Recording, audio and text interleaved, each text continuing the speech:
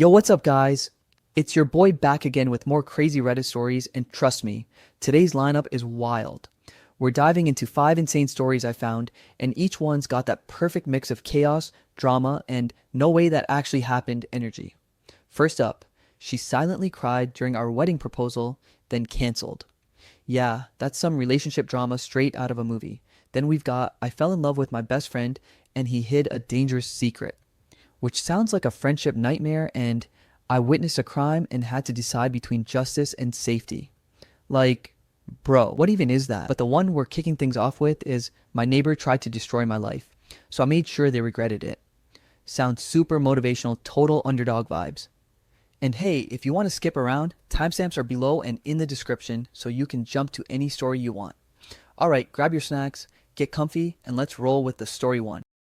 My neighbor tried to destroy my life, so I made sure they regretted it. When I first moved into my little blue house on Maplewood Lane, I honestly thought I'd found my forever home.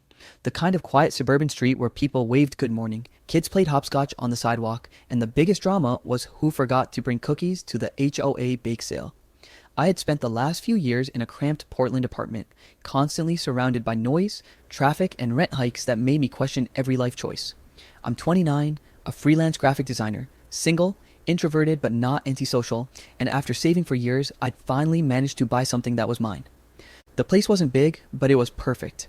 2 bedrooms, a tiny fenced yard, and the kind of porch where you could drink coffee in peace. The day I moved in, the first person to greet me was Kathy Monroe, my next door neighbor, a 40-something woman with a perfectly symmetrical smile that somehow didn't reach her eyes.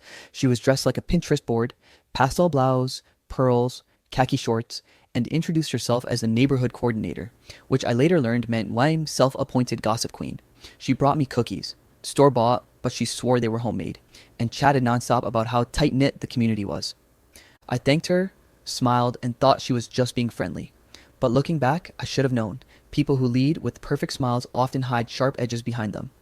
For the first few weeks, things were fine. I worked from home, minded my own business, took evening walks with my golden retriever, Riley, and waved politely to neighbors. Kathy would stop by occasionally, offering unsolicited advice about lawn maintenance or telling me how some people didn't like when new homeowners changed the aesthetic of the neighborhood. I brushed it off. I'd painted my mailbox navy blue, not neon pink. Hardly a crime. But then small things started happening. My trash cans were mysteriously moved to the curb on the wrong day, my packages from Amazon arrived already opened, and someone started leaving HOA reminder notes on my porch, even though I wasn't technically breaking any rules. At first, I thought it was just bad luck or miscommunication, but when I caught Kathy's teenage son, Aiden, cutting across my yard, I gently asked him not to, and the next day Kathy came storming to my porch acting offended. "He's just a kid, Emma," she snapped in that patronizing tone people use when they're smiling but want to bite you. "Maybe if you weren't so uptight, you'd fit in better around here." That was the first time I felt the chill under her sugar-coated words. After that, she seemed to make it her mission to subtly remind me that I didn't belong. She'd wave at other neighbors when I was outside, then pointedly ignore me. I started noticing how conversations would die down when I walked by during community events. I tried to stay polite, tried to keep the peace, but there's only so long you can tolerate fake smiles and whispered gossip. Then the complaints started. Apparently, I was parking too close to the curb, my yard decor didn't meet community standards, and my music, lo-fi beats played at low volume while I worked, was disturbing the neighborhood atmosphere. I received 3 written notices from the HOA within a month, all citing anonymous reports. Of course, I didn't need a detective to guess who was behind them. When I mentioned it to a kind older neighbor, Mrs. Walters, she sighed and said quietly, "Honey, Kathy's run off more people than I can count. Don't let her get to you." I promised I wouldn't, but it's easier said than done when you start realizing one person has decided you're their new project. The turning point came when I found out my small art business was being attacked online. I sold custom digital portraits on Etsy, and one morning I woke up to a flood of 1-star reviews claiming I'd stolen money, sent fake products, and had a mental breakdown at a local farmer's market. The accounts were all new, all with suspiciously similar wording. My sales tanked overnight. It crushed me, not just financially, but emotionally. I poured everything into my work, and now I was being called a scammer by faceless trolls who didn't even exist. I spent nights refreshing the page, trying to figure out what I did wrong, until I stumbled on something that made my blood run cold. On one of the fake reviews, the username was MapleMom42. Kathy Monroe's email address was literally printed on one of the Google reviews because she'd accidentally linked her public profile. She didn't even bother to hide it properly. That's when I realized this wasn't paranoia. It was personal. She wanted to destroy me, and for what? Because I painted my mailbox? Because I didn't laugh at her jokes about the HOA president? I didn't understand it, but I knew I couldn't let her win. I tried talking to her one last time, hoping to appeal to reason. I caught her outside trimming her perfect hydrangeas and asked, "Kathy, can we talk?" She barely looked up. I told her about the reviews, the packages, the rumors, and she smirked like I'd just confirmed everything she wanted to hear. "You sound paranoid, Emma," she said, feigning concern. "Maybe this neighborhood isn't the right fit for you." That sentence stuck with me, like she was warning me to leave before she made me leave. After that, things spiraled fast. I'd find dog poop smeared on my porch mat, my garden plants mysteriously uprooted overnight, and once I came home to find the word freak carved into my mailbox. I called the police, but without proof, there wasn't much they could do. "Install cameras," the officer advised. "Catch whoever's doing this." So I did. I bought a set of discrete security cameras and installed them around my porch and driveway. I didn't tell anyone, not even Mrs. Walters. I just wanted peace of mind. Days passed quietly, though I could feel Kathy's eyes on me whenever I stepped outside. She'd stand in her yard, pruning roses or pretending to water plants that didn't need watering, always watching. Then one night, around midnight, Riley started barking at the front window. I got up, half asleep, thinking maybe it was a raccoon, but when I checked the footage the next morning, I froze. The grainy video showed Kathy herself, in her floral robe, walking up to my porch with a flashlight. She looked around, then bent down and started scratching something on my welcome sign with a key. When she stepped back, I could clearly see what she'd done. She'd carved the word liar across it. She stared at our work for a second, then smiled. That same creepy, perfect smile, before walking back to her house like nothing happened. I sat there in disbelief, heart pounding. I'd been right all along. Every weird thing, every rumor, every accident, it was her. Kathy Monroe, the woman who ran bake sales and smiled for Christmas photos, had been deliberately trying to destroy me for months. And now I had proof. I remember sitting in my living room that morning, sunlight spilling through the blinds, feeling something inside me shift. Fear melted into anger, anger into clarity. She wasn't just a bad neighbor, she was dangerous. The morning after I caught Kathy on camera vandalizing my welcome sign, I sat staring at the footage on repeat, equal parts furious and terrified. It wasn't just the act itself, it was the smugness, the way she smiled like she was proud of it, like she knew she'd get away with it. I'd already spent months being gaslit by this woman, doubting my own sanity, but now I had evidence, cold, undeniable proof. I decided to handle it the adult way. I wasn't going to stoop to her level, at least not yet. I printed a still image from the video and walked over to her house that afternoon, Riley trotting beside me like a little golden ball of courage. Kathy opened her door with that fake hospitality plastered across her face, the kind that says, "I already know why you're here, but I'm going to enjoy watching you squirm anyway." I held up the photo and said as evenly as I could, "Care to explain why you were on my porch last night?" She blinked, studied the image, and then laughed. A sharp, condescending laugh that made my skin crawl. "Oh, Emma, are you seriously accusing me of sneaking into your yard? This is ridiculous," she said, voice dripping with mock concern. I told her the camera doesn't lie. She tilted her head like she was talking to a child and said, "You really need help. This obsession with me is getting unhealthy." Before I could say another word, she shut the door in my face. That night, I got my first HOA complaint about harassment and unfriendly conduct toward a community member. The irony almost made me choke. I tried calling the HOA chair, explaining the situation, even offering to show the footage, but he cut me off. "Look, Emma, Kathy's been part of this community for years. She's one of our most trusted members. Maybe you just need to work on neighborly communication." Neighborly communication? What was I supposed to do? Bake her cookies after she carved slurs into my porch sign? The message was clear. Kathy owned the narrative. I was just the newcomer, the outsider, the unstable one. Within a week, it was like the whole neighborhood had been briefed on how to treat me. People I used to wave to suddenly looked away when I passed. One woman actually crossed the street with her stroller like I was radioactive. My mailbox was smashed 2 days later. I found it crumpled on the curb, post bent like someone had taken a bat to it. The police came again, but without witnesses. They said it was probably just teenagers.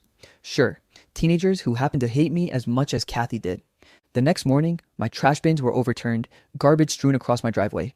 It wasn't random, it was precise, targeted, humiliating. The following night, around 10, 2 police cars pulled up in front of my house. I was in my pajamas, half asleep, when they knocked. One of them asked if I'd been yelling and disturbing the peace. Apparently, someone had called in a noise complaint. My voice actually cracked when I said, "You mean the only sound in my house is my dog snoring?" They apologized, left, and I just stood there under the porch light, staring across the street at Kathy's dark window.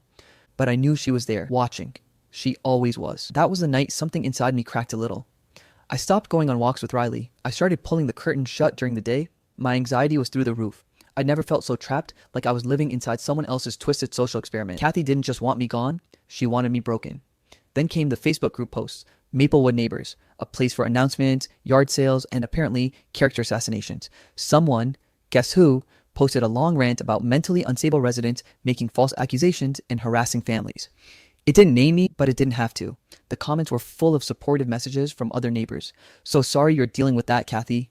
We're all here for you, I wanted to scream. I typed out a long response, then deleted it. You can't argue with someone who controls the narrative. That week, I barely slept. I kept checking my cameras, half expecting to see her again, half hoping I wouldn't. I was jumpy, exhausted, losing focus on work. My art commissions dried up because I couldn't bring myself to draw anything cheerful. I started questioning myself. Was I overreacting? Was this all just paranoia? Kathy's gaslighting was working. She was inside my head. The breaking point came one Sunday morning. I let Riley out into the yard while I made coffee, and a few minutes later I heard him whimper. By the time I ran outside, he was lying on his side, trembling. I rushed him to the vet, barely able to breathe. They said he'd ingested something toxic, rat poison, hidden inside a piece of sausage. He survived, but only barely. I sat in that sterile room, staring at his IV drip, and something inside me hardened into steel. That was it. No more playing nice. No more pretending to be the bigger person. Kathy wanted to make me the villain? Fine. I'd become the villain in her story. I went home, hugged Riley until he fell asleep, and opened my laptop. I backed up every camera recording, every HOA notice, every fake review, every nasty Facebook comment. I started a folder titled Evidence. I wasn't sure what I'd do with it yet, but I knew I was done being her victim. Over the next few days, I started digging into Kathy's past. It wasn't hard. People like her always leave digital fingerprints. I found her Facebook, her Pinterest, her old LinkedIn post bragging about community leadership. Then, buried in old neighborhood news archives, I found something interesting. 5 years ago, another family had lived in the house I bought. They left abruptly after repeated conflicts with neighbors. Sound familiar? I tracked them down through an old business listing and sent a polite email asking if they'd ever had trouble with a woman named Kathy Monroe. The reply came the next day. You have no idea what you're in for. Be careful. That was all they wrote. That one sentence told me everything. This woman had done it before, maybe more than once. She was a serial bully, a manipulative narcissist who thrived on control. But this time, she'd picked the wrong target. I wasn't just a scared newbie, I was a designer, a researcher, and, more importantly, I was done letting her win. I began documenting everything meticulously. Timestamps, screenshots, even the sound of her voice when she muttered insults under her breath as I passed. I bought better security cameras with night vision and hidden one in a birdhouse overlooking her yard. I subscribed to a service that tracked public records and discovered her husband, Tom, had filed for bankruptcy a few years back, something she clearly didn't want people to know, considering how obsessed she was with appearances. Every night I planned. I wasn't sure what the end game was yet, but I wanted her to feel the same helplessness she'd inflicted on me. And I wasn't going to do it with petty tricks. I was going to use her own arrogance against her. I started leaving tiny breadcrumbs, anonymous posts in the neighborhood group about HOA leadership misuse and violations of bylaws. I created a dummy account and liked every comment that questioned her integrity. It wasn't much, but it planted seeds of doubt. Meanwhile, I reached out to the few neighbors who seemed neutral or kind, people Kathy hadn't fully converted. There was a young couple 2 doors down, Mia and Jason, who mentioned they'd once been yelled at by Kathy for parking too close to her driveway. When I told them what had been happening, they didn't look surprised. Yeah, she's intense, Jason said carefully. We tried to stay out of it, but by the end of that conversation, I could tell I'd gained quiet allies. I didn't ask for help directly, I just let the truth speak for itself. Kathy's reputation was a glass sculpture, perfect on the outside, fragile underneath. All I had to do was tap it in the right place. Still, I wasn't reckless. I knew she'd notice if I pushed too fast. So I waited. I smiled when I saw her in the yard. I even waved once, pretending everything was fine. Inside, I was building an invisible wall of data and patience. Every insult, every petty act, every fake smile, I turned them into evidence. I contacted a lawyer specializing in harassment cases and sent him everything I'd collected so far. He was blunt. You've got a strong case, but if you want it to stick, you'll need her to incriminate herself, get her on record, keep your composure, and don't take the bait. That became my mantra, don't take the bait. Kathy tried though. Oh, she tried. She started leaving friendly notes on my door, dripping with condescension. Just checking if you're okay. We're all worried about your behavior lately. I ignored them. She called animal control, claiming Riley barked all night. He didn't. She even sent a fake apology text once, trying to lure me into a fight. I didn't respond. She was testing me, desperate for me to snap so she could play the victim again. But not this time. I was patient, observant, surgical. Every day, I'd look at that folder labeled evidence and feel a quiet power growing. I wasn't going to burn her house down. I was going to let her light the match herself. The neighborhood still whispered, the HOA still sided with her, and the Facebook group still painted me as unstable. But that was fine. Let them. because soon the truth was going to crawl out from under her perfect lawn and everyone would see what kind of snake lived beneath it. She wanted war? Fine. I'd give her one and make her think she started losing her mind. I don't remember the exact moment I decided to start Operation Mirror, but I do remember how calm I felt when the plan began forming in my head. Like all the chaos of the last few months had finally clicked into focus. Kathy thought she had broken me, that she'd turned me into the scared, isolated woman everyone whispered about, but she had no idea how much I'd learned just by observing her. She thrived on control, on perception. If she couldn't manipulate how others saw her, she'd lose her power completely. So that became my strategy. Show her her own reflection, piece by piece, until she couldn't tell what was real anymore. I started small, subtle. I created a new email account under the name Maple Watcher and joined the neighborhood Facebook group under it. For days, I just watched. Every post Kathy made was soaked in fake cheer. Bake sale updates, lost pet announcements, reminders about keeping our lawns uniform. I copied her tone, her phrasing, even her emoji habits. Then one afternoon, I dropped my first seed, an anonymous post saying, "Has anyone else noticed how some people in this neighborhood get away with breaking rules others get fined for?" I didn't name names, I didn't have to. Within minutes, the comments flooded in. A few defended Kathy, but a surprising number chimed in about unfair HOA enforcement. How complaints disappeared when they involved certain people, and how others mysteriously got punished for small infractions. I sat back and smiled. I hadn't attacked her directly. I just held up a mirror. Over the next week, I kept feeding the fire, posting anonymous screenshots of anonymous complaints that sounded suspiciously like Kathy's tone, all crafted using her actual words from recorded conversations I'd captured months before. I edited snippets where she bragged to someone on her phone about keeping the neighborhood standards in check and leaked them as textile quotes without context. The beauty of manipulation is that people love connecting dots, even when the picture isn't complete. Suddenly, Kathy wasn't the respected coordinator anymore. She was the possible villain behind the HOA's hypocrisy. She must have sensed it because her next few posts were oddly defensive. Long rants about cyberbullying and false rumors.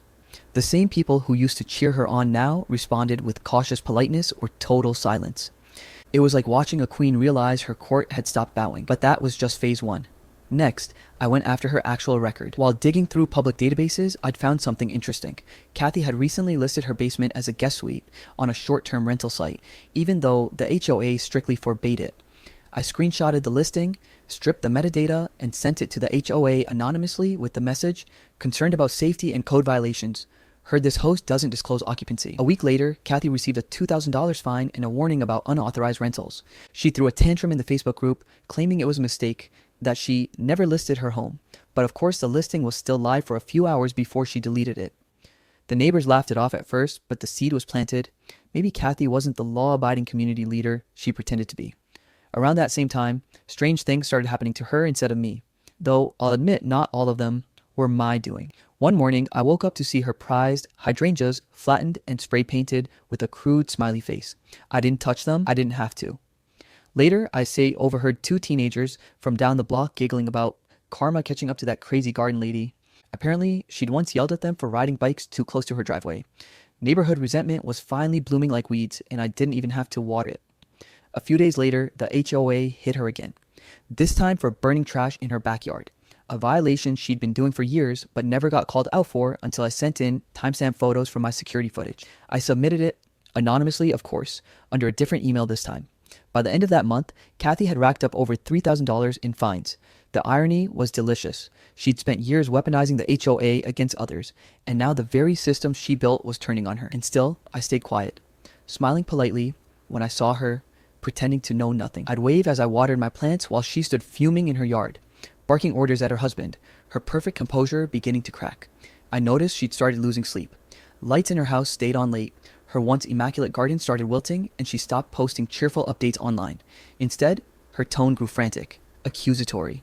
"There are liars in this community," she wrote in one long rant, "people spreading misinformation to tear good families down." But by then, she'd cried wolf too many times. The same neighbors who once believed everything she said were now rolling their eyes. I wasn't done yet, though. The universe handed me my next card when I found a file while combing through public insurance records. Yes, I got that petty. It turned out Kathy had filed multiple homeowners' insurance claims over the last few years for accidental damage. A cracked window, a small fire, a broken fence, all suspiciously after financial hardship records tied to her husband's bankruptcy. It screamed fraud. I gathered everything. Copies of claims, photos she'd posted that contradicted her reports. and sent it all to her insurance provider anonymously. Then I waited.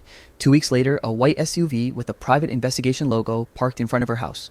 I watched from behind my curtains as 2 men in suits knocked on her door. Kathy answered, flustered and defensive. They talked for almost an hour, then left. Later that evening, I heard shouting through the thin suburban silence. Kathy and Tom arguing in their driveway. Words like stupid and exposed and you ruined us echoed faintly across the street. The next day, she didn't come outside. For the first time since I moved there, her yard was quiet. No passive-aggressive pruning, no staged perfection.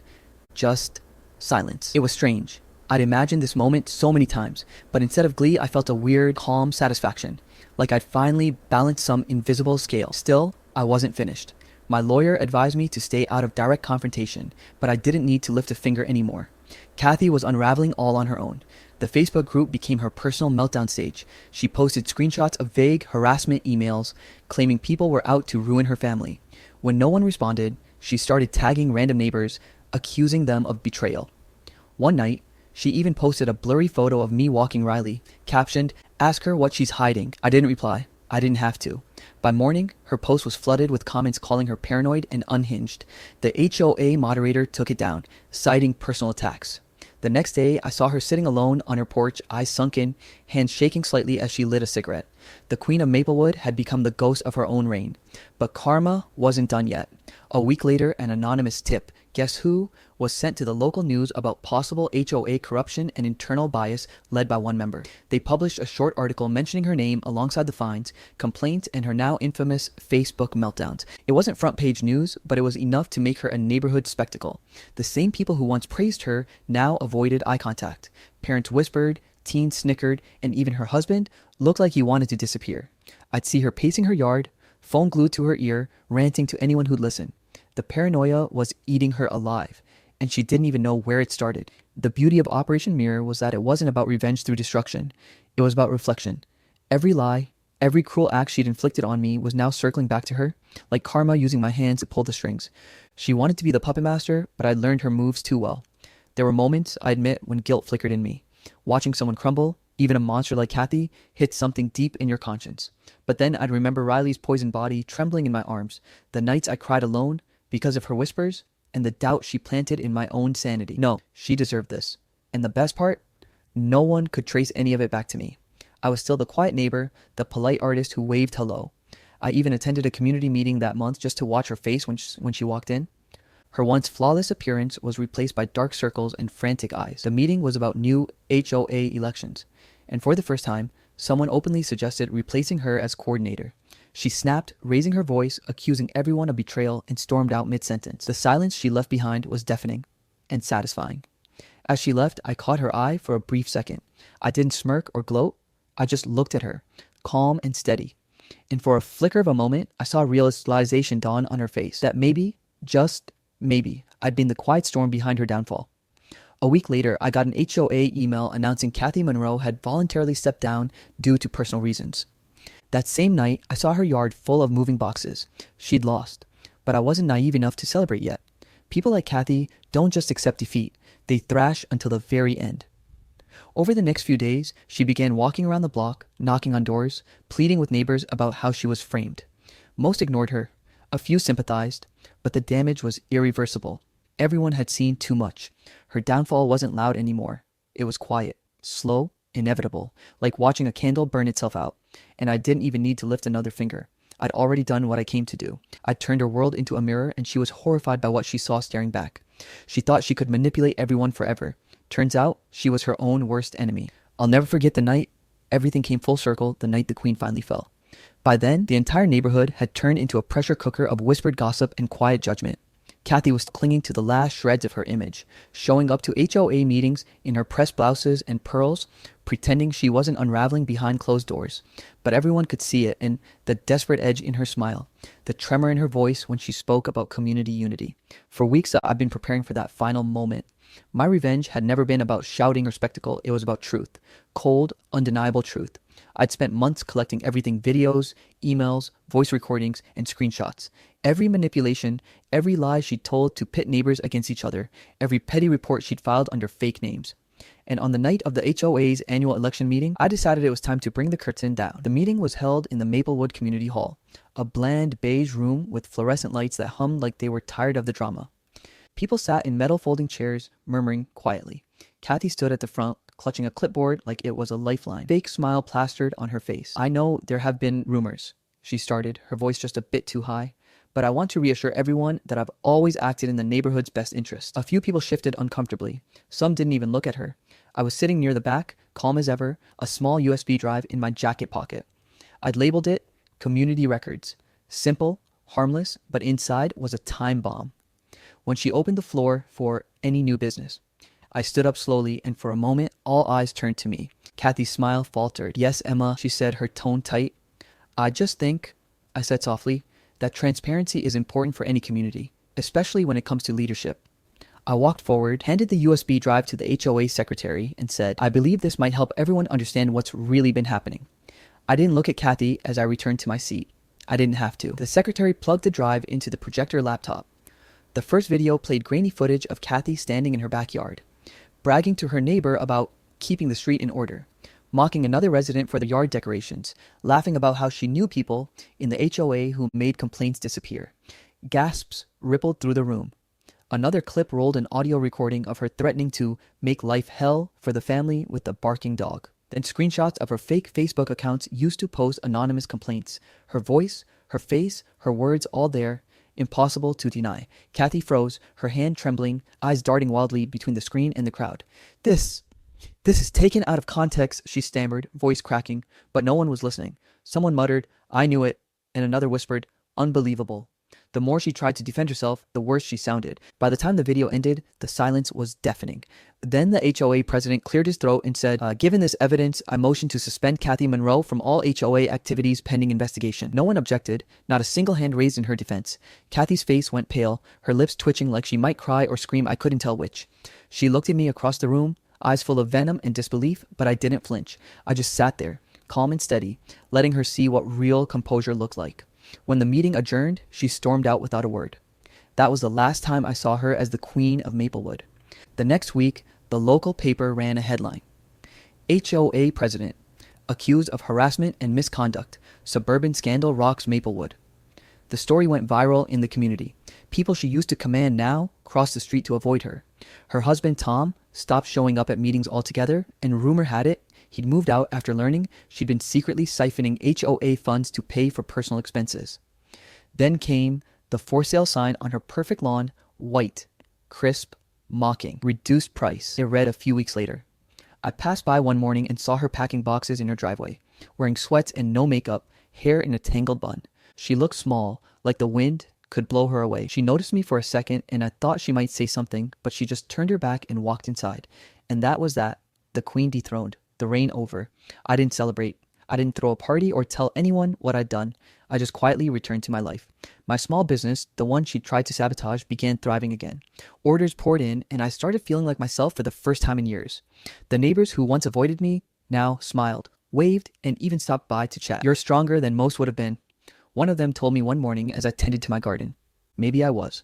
But strength wasn't something I'd always had. It was something I built layer by layer, through fire and humiliation and anger, the kind of strength that comes only when someone tries to break you completely. Months passed, and Maplewood started to feel peaceful again. The gossip faded, new HOA leadership stepped in, and the air around my home finally felt breathable. Then, one quiet autumn afternoon, I received a letter in the mail with no return address. The handwriting was sharp, almost angry, but unmistakable.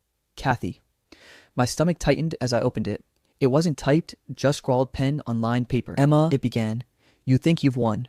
You think destroying me makes you righteous, but you don't know what it's like to have everyone turn against you, to lose everything. You were always jealous of me. You twisted everything I did until people hated me. I'll never forgive you for that. Still, I hope you're proud. You got what you wanted. Maybe you'll sleep at night now." "I can't." Then halfway down the page, her tone shifted. "I wasn't always this way. I just wanted things to be perfect. Maybe I took it too far. Maybe I hurt people without realizing it. I don't expect you to understand. I just needed to say I'm sorry in my own way." The last line made me pause. Some of us aren't built to lose gracefully. I read it twice, folded it carefully, and stared at the fireplace for a long moment. Then I struck a match and tossed the letter into the flames. The paper curled, darkened, and vanished, just like the bitterness I'd carried for so long. Watching the fire consume her words, I felt something uncoil in my chest, something that had been knotted there for years. Kathy had finally become What she'd made me, once powerless, voiceless, a ghost of her own design. And me? I wasn't her victim anymore. I was a survivor of her storm, the gardener who'd learned to bloom in poisoned soil. As the flames died down, I whispered the words I'd been holding back since the beginning, not to her, but to myself. You can't poison someone who's already learned how to grow through the ashes. Outside, the wind rustled through the trees, and for the first time in a long while, Maplewood felt like home again. The end. She silently cried during our wedding proposal, then canceled. I still remember the sound of that rain in Chicago, like it's stitched into my soul. The kind of rain that makes the whole city look like it's been crying for days. I was 29 then, a software engineer living alone in a modest apartment with an overworked coffee machine and a couch that had seen too many lonely movie nights. That day, I ducked into a small bookstore just to escape the downpour. It smelled like paper, dust, and second chances. And there she was, Emily. She was standing in the corner of the fiction aisle, holding a copy of The Great Gatsby like she'd been waiting for someone to notice her favorite line. Her hair was damp, clinging to her face, and when she looked up, she smiled in this soft, unsure way that made something inside me pause. We both reached for the same book. Cliché, I know, but that's really how it happened.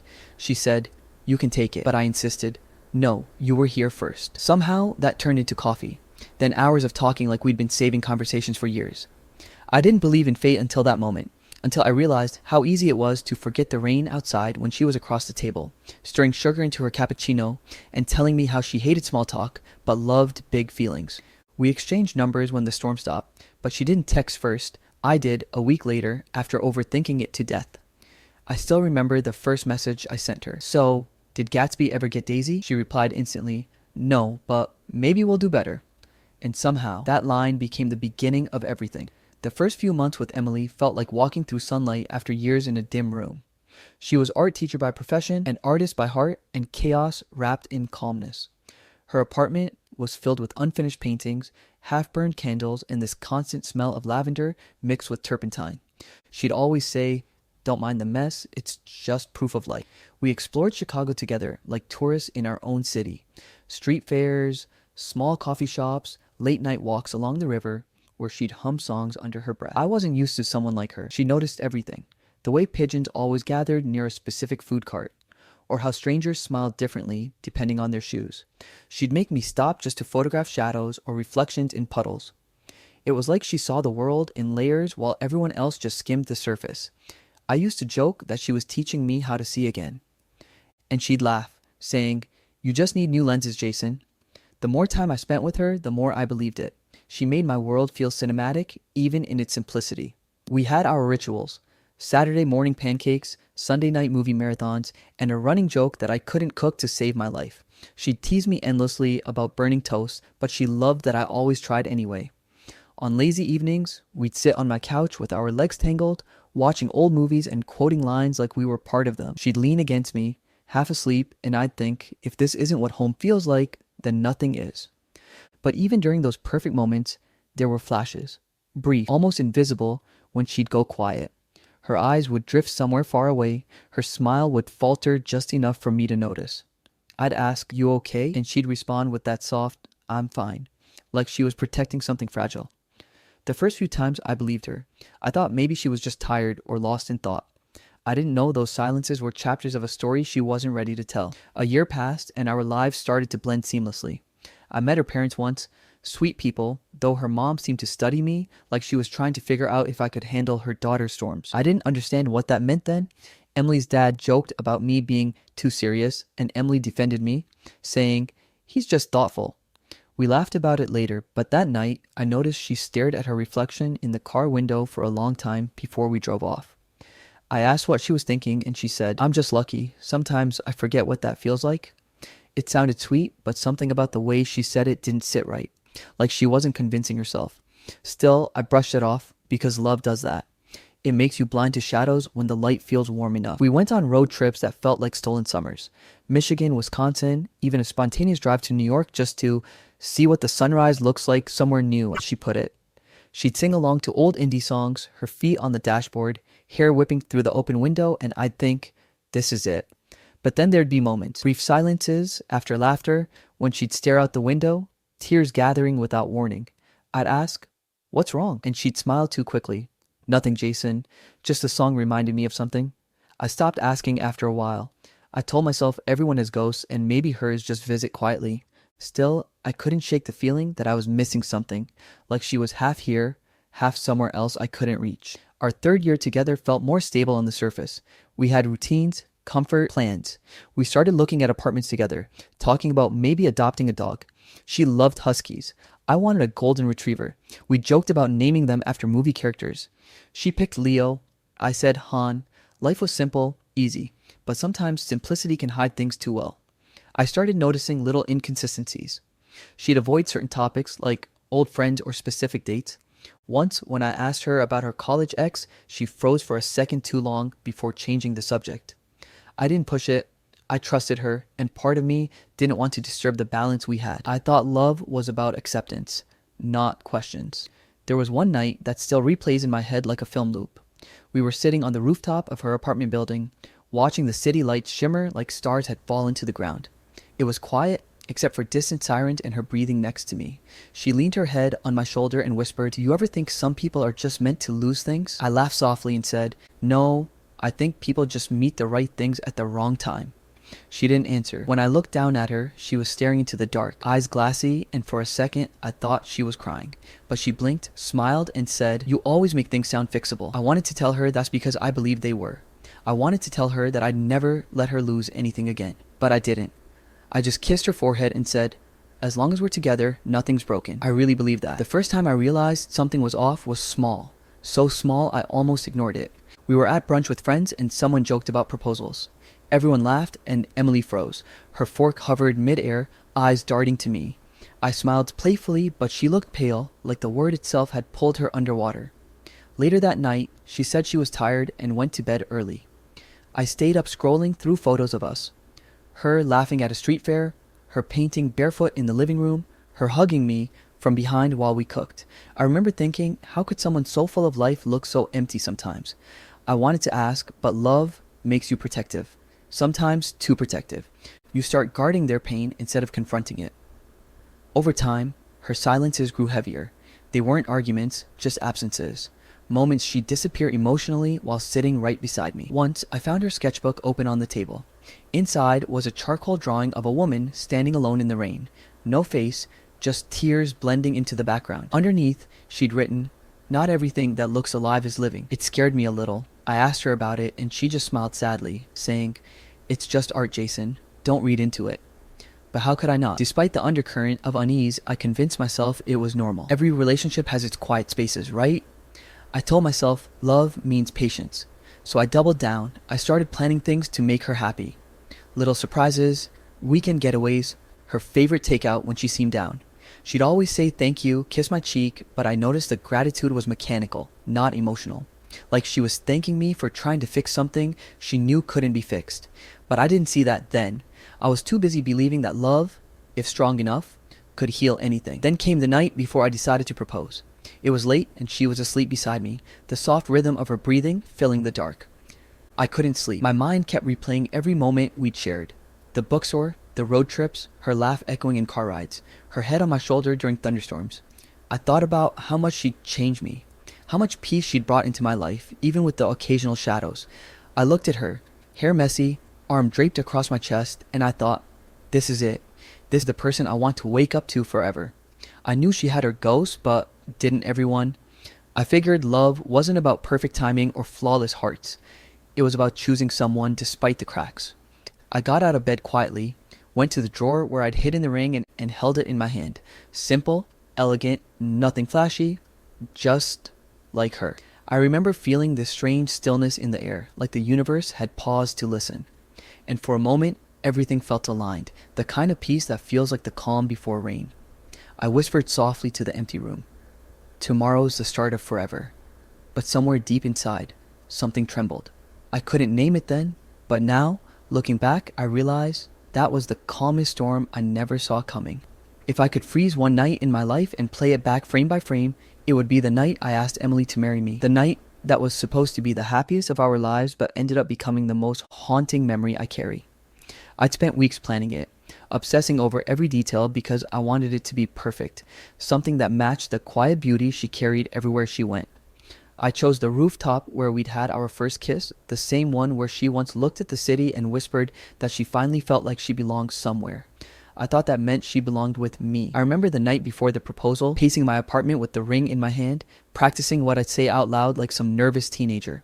I must have rewritten the speech 20 times in my head, but all I really wanted to tell her was simple. You made life feel like it was worth showing up for again. That's all I wanted her to know.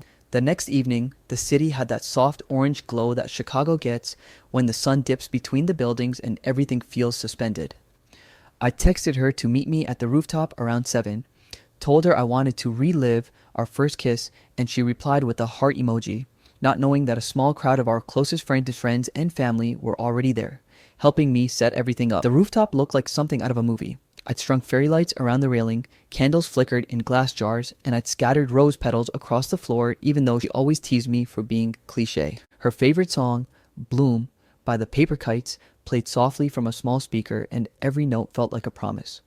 I was sweating, heart pounding, palms trembling, not because I doubted us, but because I'd never wanted something to go right so badly. When the elevator doors opened, she stepped out, wearing the simple white dress that moved with the wind like it was made for that night. Her hair was pinned back loosely, a few strands falling against her face, and the second she saw me, she froze. For a moment, she looked confused, like she hadn't expected this. Then she smiled, the kind of smile that could still make me forget how to breathe. Our friends started clapping softly, and she laughed, her cheeks flushing pink, walking toward me while saying, "Jason, what did you do?" I just shrugged and said, "Something stupid, probably," trying to mask the tremor in my voice. When she reached me, I took her hands, feeling how cold they were. I remember whispering, "You okay?" and she nodded too quickly. I told myself it was just nerves. Then I gave this short, awkward speech that I barely remember, because my heart was racing louder than my voice. I told her how she turned every ordinary day into something I wanted to remember, how her laughter could pull me out of the darkest thoughts, how her presence made silence feel safe. She looked at me the whole time, her eyes glistening, and I thought she was just overwhelmed. When I finally got down on one knee, I swear the world went quiet. The traffic, the wind, even the faint hum of the city, all of it disappeared. It was just her and me. I opened the box, the ring catching the glow of the fairy lights, and said, "Emily Carter, will you marry me?" For a heartbeat, she didn't move. She just stood there, hands over her mouth, tears streaming down her cheeks. It wasn't the gasp or laughter I'd imagined. It was silence, heavy and trembling. I could hear someone behind us sniffle, thinking it was romantic, but something inside me twisted. The look on her face wasn't joy, it was grief. Her shoulders shook, her lips parted like she wanted to say something, but no words came. I stayed on one knee longer than I should have, confused, smiling through the panic, waiting for her to speak. Finally, she whispered, "Yes," her voice cracking like glass. Everyone erupted in cheers, applause, whistles, laughter, and she forced a smile, letting me slide the ring onto her trembling hand. I stood up and pulled her close, and she hugged me back, but there was something strange about the way she held me. It was tight, desperate, like she was saying goodbye through the embrace. Our friends surrounded us, taking photos, shouting congratulations, and Emily smiled through all of it like she was in a dream she didn't recognize. Her eyes were red, her cheeks wet, and every time she laughed, it sounded slightly offbeat, delayed, like she was following a rhythm she couldn't feel anymore. I kept telling myself she was just overwhelmed. Maybe it was the surprise, the crowd, the emotions, but as I looked at her across the laughter and flashing lights, I noticed her gaze drifting not at me, not at the ring, but at the sky, as if she was searching for something above all this, something that wasn't there. After everyone left, we stayed behind on the rooftop. The lights were still glowing, the candles flickering in the wind. I sat on the edge, my jacket around her shoulders, and she stared out at the skyline quietly. I asked, "You okay?" Again, because that's all I seemed to ask lately. She smiled faintly, still watching the city. "Yeah," she whispered. "It's beautiful." I said, "Not as beautiful as you," because that's what people say in moments like that, and she laughed softly. But then her laughter faded, and she asked, "Do you ever feel like something good is happening too fast?" I frowned. "What do you mean?" She didn't answer right away. Instead, she took off the ring, held it up to the light, and said, "It's perfect." Then she slipped it back on and leaned her head on my shoulder. We sat like that for a long time, both pretending everything was fine. But inside, I felt this small, quiet ache forming, like a whisper that said something wasn't right. When we finally went home, she was quiet in the car, fingers tracing circles on her knee. I tried making small talk about how my mom would probably cry when she heard the news, about how we should plan a weekend trip to celebrate, but she just smiled and nodded. When we got to our apartment, she kicked off her shoes, went straight to the window, and stood there, looking out at the rain that had started again. I wrapped my arms around her from behind, kissing her neck gently, and said, "You sure you're okay?" She nodded without turning around. "Just tired," she murmured. The reflection in the window showed her eyes. Empty, distant, lost somewhere I couldn't follow. I thought maybe she was just overwhelmed. I told myself that again and again because I needed to believe it. Later that night, I watched her from bed as she stood near the dresser, staring at the engagement ring on her hand. She twisted it slowly, over and over, like she was testing its weight. Then she turned off the light and slipped into bed beside me. I reached for her, but she faced away. Her breathing was slow but uneven, and I couldn't tell if she was awake. I whispered, "I love you," and after a long pause, she whispered back, "I know, not I love you too. Just, I know." I lay there for hours, staring at the ceiling, my heart full of happiness that felt strange. It was like joy and unease had shaken hands inside me. I kept replaying the proposal in my mind. The tears, the silence, the way she said yes like it hurt. I wanted to believe it was just nerves, that everything would make sense in the morning. But something about the way she held me that night felt final. In the middle of the night, I woke up to find her sitting at the edge of the bed, the faint glow of the city painting her silhouette. She didn't notice I was awake. She was holding her phone, scrolling through old pictures, ones I didn't recognize. I saw flashes of her with people I'd never met, places she'd never mentioned.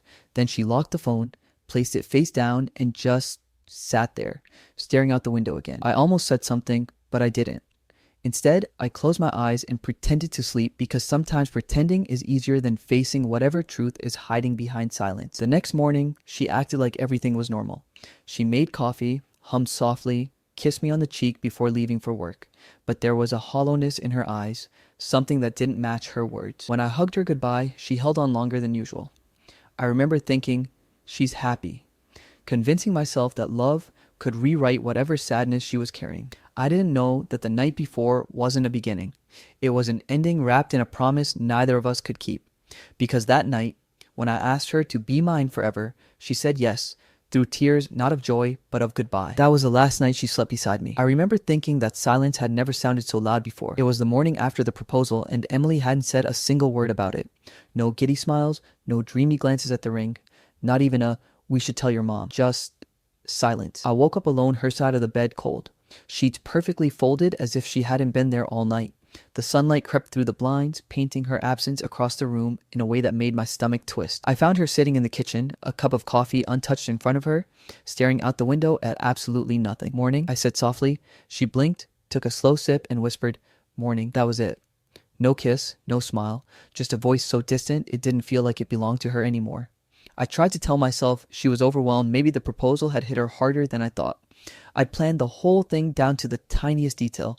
The rooftop where we'd had our first kiss, the fairy lights shaped like stars, her favorite song echoing through the speakers, the friends hiding behind the curtain to record the moment. She'd said yes, everyone had cheered. But when I replayed it in my head, I couldn't unsee those tears, the kind that weren't born out of joy. They were quiet, trembling, grief-stricken tears that had no place in a moment like that. Over the next few days, that silence grew heavier. She stopped picking up calls from her mom, from Mara, even from her boss. I'd find her sitting on the couch with the TV on, but not really watching, just staring through it like she was somewhere else entirely. When I asked her what was wrong, she'd give the same answer. Just tired. But it wasn't tired. It was something deeper, like she was unraveling from the inside out. Our evenings used to be full of laughter, movie nights, spontaneous takeout runs. Now, the air between us was so fragile I was scared even my breathing might shatter it. I remember one night, I sat beside her and said, "You can talk to me, you know?" She didn't even look up, just nodded faintly and whispered, "I know." Then she got up and walked to the bedroom, leaving me alone on the couch, heart pounding with dread I couldn't name. By the fourth day, I couldn't take it anymore. I called Mara her best friend or friend since college, the one person Emily had never been able to hide things from. Mara picked up instantly. "Hey Jason, everything okay?" she asked. Her voice sounded cautious, like she already knew it wasn't. "It's Emily," I said, rubbing my temples. "She's been off, quiet. It's like she's scared of something but won't tell me." There was a long pause. Too long. Finally, Mara said softly, "Jason, listen, I don't want to say much because it's not my place, but Emily's been dealing with something from before you two met. It's not about you, it's just unfinished." My stomach dropped. "What do you mean unfinished?" But Mara's voice shifted, guarded now. "She'll tell you when she's ready." And then she hung up. I sat there staring at my phone, confusion curdling into dread. Something from before, Something that could turn her from the woman who used to dance barefoot in the kitchen into a ghost that barely spoke my name. That night, I noticed something strange. I went to grab my jacket from the closet and saw her dresser drawer slightly open. I don't know what made me look, maybe instinct, maybe desperation. Inside was an old photograph, folded and worn. It was Emily, younger, maybe in her early 20s, standing beside a man I didn't recognize. They looked close, not romantic, necessarily, but intimate in the way people who've shared something heavy look. He had his arm around her shoulders and her smile was small, forced, almost. On the back, in her handwriting, were 2 words, "Forgive me." My pulse raced as I slipped the photo back exactly where it was. I told myself it was nothing, maybe an old friend, maybe a memory she wasn't proud of. But when I looked at her that evening, sitting on the edge of the bed, running her fingers over the engagement ring, like she was trying to make sense of it, I couldn't stop wondering who he was and why she'd hidden that piece of her life. A few days later, the calls started, always at night, always when she thought I was asleep. I'd hear her step onto the balcony, whispering into her phone in a tone that was equal parts fear and regret. Once, I caught a fragment. "I told you not to call me again, please." The desperation in her voice made my heart seize. I waited until she came back in and pretended to be asleep, but my mind was racing. Who was she talking to? The man from the photo? Someone she owed something to? Or worse, someone she'd once loved and lost? The next morning, I asked casually, "Who called last night?" She froze for a split second before replying, "No one. Just spam." But her eyes darted away, and I knew she was lying. By the 6th day, I couldn't ignore it. She barely ate. She spent hours staring out the window, eyes glassy, lost in a world I couldn't reach. Every time I said, "Emily, talk to me," she'd respond with a hollow, "I'm fine." The woman I loved, the one I'd built my dreams around, was slipping away, and I didn't even know why. One night, I walked into the bedroom and saw her sitting cross-legged on the floor with that same photo in her lap. When she noticed me, she quickly shoved it under a pile of clothes. "What's that?" I asked gently. "Nothing," she said too fast. "Just old stuff." I knelt beside her. "Emily, whatever this is, we can handle it. Together." She looked at me, then really looked with eyes that seemed to carry years of pain. "You can't fix everything, Jason," she whispered. "Some things break for a reason." And before I could respond, she stood and walked out of the room, leaving me with the echo of her words and a feeling I couldn't shake that she wasn't talking about objects, but about us. That night, I couldn't sleep. Around midnight, I heard her phone buzz on the nightstand. I reached for it, not out of suspicion, but desperation. One unread message, no name, just a number. It read, "We need to talk before you make this mistake." My throat went dry. Mistake? The engagement? Me? I put the phone back exactly how I found it, then stared at the ceiling for hours, my mind spinning between panic and denial. When morning came, she was already gone. No note, no text, just her coffee mug in the sink half full. Over the following days, the distance became unbearable. Friends congratulated us on our engagement online, tagging her in posts she never liked or replied to. My mom called to ask about wedding plans, and I had to lie, saying we were taking it slow. But the truth was, there were no plans, not even a conversation. It was as if that proposal had opened a door to something she'd been running from, something that had now caught up. I started to notice small things too, her flinching at sudden sounds, locking the door twice, checking her phone with trembling hands. The woman I loved was scared, but I didn't know of what or who. Then one night, I heard it again, the faint buzz of her phone. I turned, pretending to adjust in bed, and saw her step into the hallway, whispering. This time, I followed quietly. She was on the balcony again, tears streaking her face under the moonlight. "Please," she whispered into the phone. "I said I'd handle it. Don't ruin this for me." Her voice cracked. "He doesn't deserve this." And that's when I realized whoever was on the other end of that call, it wasn't a stranger. It was someone who knew me, someone who knew us. I stood there, frozen in the dark, heart pounding so violently I could hear it in my ears. When she came back inside, she nearly jumped when she saw me standing there. "Jason, you're awake?" she stammered, trying to compose herself. "Who are you talking to?" I asked quietly. "No one," she said again, shaking her head. "Just work stuff." I stepped closer, voice trembling. "It's midnight, Emily. What kind of work call makes you cry like that?" She looked at me for a long, heavy moment, then whispered, "The kind you can't understand." And with that, she turned off her phone, placed it face down, and went to bed. I stood there for a long time, staring at her as she slept. The woman beside me wasn't the same one who'd said yes under the fairy lights. Her silence had become a wall I couldn't climb, her tears a riddle I couldn't solve. And deep down, beneath the confusion and hurt, one thought began to bloom. Maybe that rooftop wasn't the beginning of our forever. Maybe it was the moment something inside her broke. Because no matter how tightly I held on, I could feel her slipping away. and part of me already knew she wasn't coming back. It was a Sunday morning when I found the letter that would change everything. I wasn't looking for secrets. I was looking for peace. After weeks of silence, distant glances, and half-hearted smiles, I just wanted some clue to help me understand the woman I loved, the one who'd once filled my world with light and laughter, but now seemed like a shadow wearing her own skin. She had gone out for groceries, and the apartment was unnervingly quiet. The kind of silence that hums in your bones, that makes you aware of every breath, every creak of the floor. I walked into the bedroom, intending to tidy up the mess that had become our space, when I saw it. A small white envelope tucked beneath her jewelry box. My name wasn't on it. It was old, yellowing slightly at the edges, as if it had been handled too many times. The handwriting on the front was neat, deliberate. Just one word, Emily. I hesitated. Every instinct screamed to respect her privacy, but another voice, the one made of sleepless nights and unanswered questions, whispered, "You deserve to know what's killing her from the inside." I opened it. The first line hit me like a truck. I don't know if you'll ever forgive me for that night. It was dated 2 years ago and signed Ryan. The words bled pain. I replay it every day. The road, the rain, the sound. I wish I'd taken the wheel instead of him.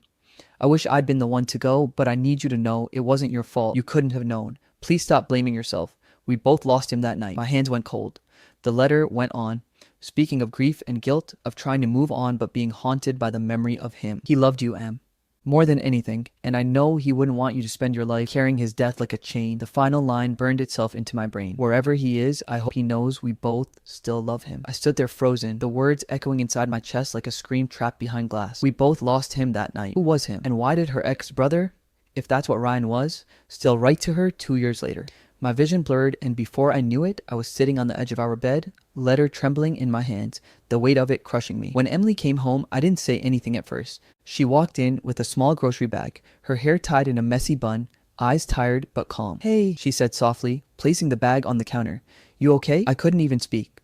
I just held up the letter. The color drained from her face instantly. She didn't ask how I'd found it. She didn't even move, just stared at it like it was a ghost. "Where did you get that?" she whispered. "It was in your drawer," I said quietly. "Who's Ryan?" Her lips parted, but no sound came out. For a long time, the only thing between us was the hum of the refrigerator and the distant sound of cars outside. Finally, she sat down, hands trembling, and whispered, "I was going to tell you. I just didn't know how." Her voice cracked on the last word.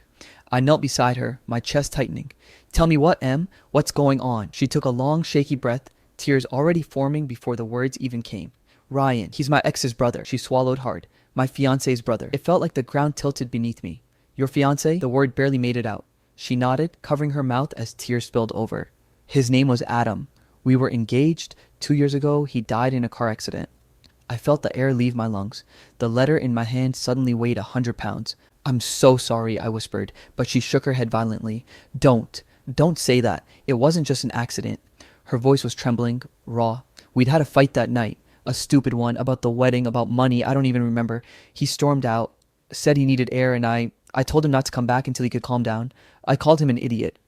Her hands covered her face, her shoulders shaking. "He never came back, Jason. He lost control on the highway. The police said it was the rain. But it was me. I told him to leave. I pushed him out that door." I reached for her, but she flinched like my touch burned. "I killed him," she choked out, voice breaking. "I killed the man I was going to marry." I didn't know what to say. How do you tell someone they're wrong about their own guilt when they built their entire grief around it? I sat there in silence, watching her fall apart in front of me, realizing I had never truly known the woman I loved. All those moments I thought were quiet strength were just her holding together the shattered pieces of a past I knew nothing about. "Emily," I whispered, "you didn't kill him. It was an accident." She shook her head. "That's what everyone said. Ryan said it too. That's what that letter was. His way of trying to forgive me. But I couldn't forgive myself. So I cut him off. I thought if I buried it deep enough, it would stop hurting." Her sobs grew quieter, more controlled, but her eyes, God, her eyes looked empty. "And then I met you," she said softly, "and for the first time, I felt something again. I thought maybe I could start over. But when you proposed," she looked down at the ring, twisting it slowly on her finger. "It felt like I was betraying him all over again." Those words tore through me like glass. I wanted to be angry, to shout that I had a right to know, that she shouldn't have let me build dreams on top of ghosts, but all I felt was heartbreak. "You should have told me," I said quietly, my voice trembling. "I would have understood." She looked up at me, eyes red and glistening. "Would you?" she asked. "Would you still have proposed if you knew I wake up every night hearing the sound of a crash that never stops playing in my head?" I didn't know, but I couldn't let her believe she was unworthy of love. I reached for her hand, and this time she didn't pull away. "I love you, Emily," I said, meaning every word. "I don't care about your past. I care about you. We can get through this. You don't have to face it alone anymore." For a moment, she just stared at me. And then she smiled. This soft, broken smile that felt like both a thank you and an apology. "You're too good, Jason," she whispered. "You shouldn't have to fix what someone else broke." "You're not broken," I said firmly, but she shook her head. "Yes, I am, and it's not fair to you." Her fingers grazed my cheek, trembling. "Jason, I can't marry someone who deserves more than my broken heart." My chest tightened so hard I could barely breathe. "Don't say that," I begged. "We can heal together. That's what love is." Her tears spilled again, silent and endless. "You think love can heal everything," she said softly, "but sometimes love is the wound." The silence that followed was suffocating. She stood slowly, walking toward the window, the same spot she'd been staring from for weeks. "Every time I close my eyes, I see him," she whispered, voice so faint it was almost a prayer. The rain, the headlights, the sound of his name on my lips right before the call came. I stepped closer, wrapping my arms around her from behind. She didn't pull away, but she didn't lean in either. "You didn't kill him, Emily," I whispered against her hair. "You're allowed to live." She let out a quiet sob, one that broke halfway through. "Then why does it still feel like dying?" We stood there for what felt like hours, watching the sunlight fade into dusk. Two people trying to hold on to something that was already slipping through their fingers. That night, when she finally fell asleep beside me, her breathing shallow and uneven, I sat awake staring at the ring on her finger. It shimmered faintly in the dark, a symbol of love built on pain neither of us could undo, and in that moment, I realized something that hollowed me out completely.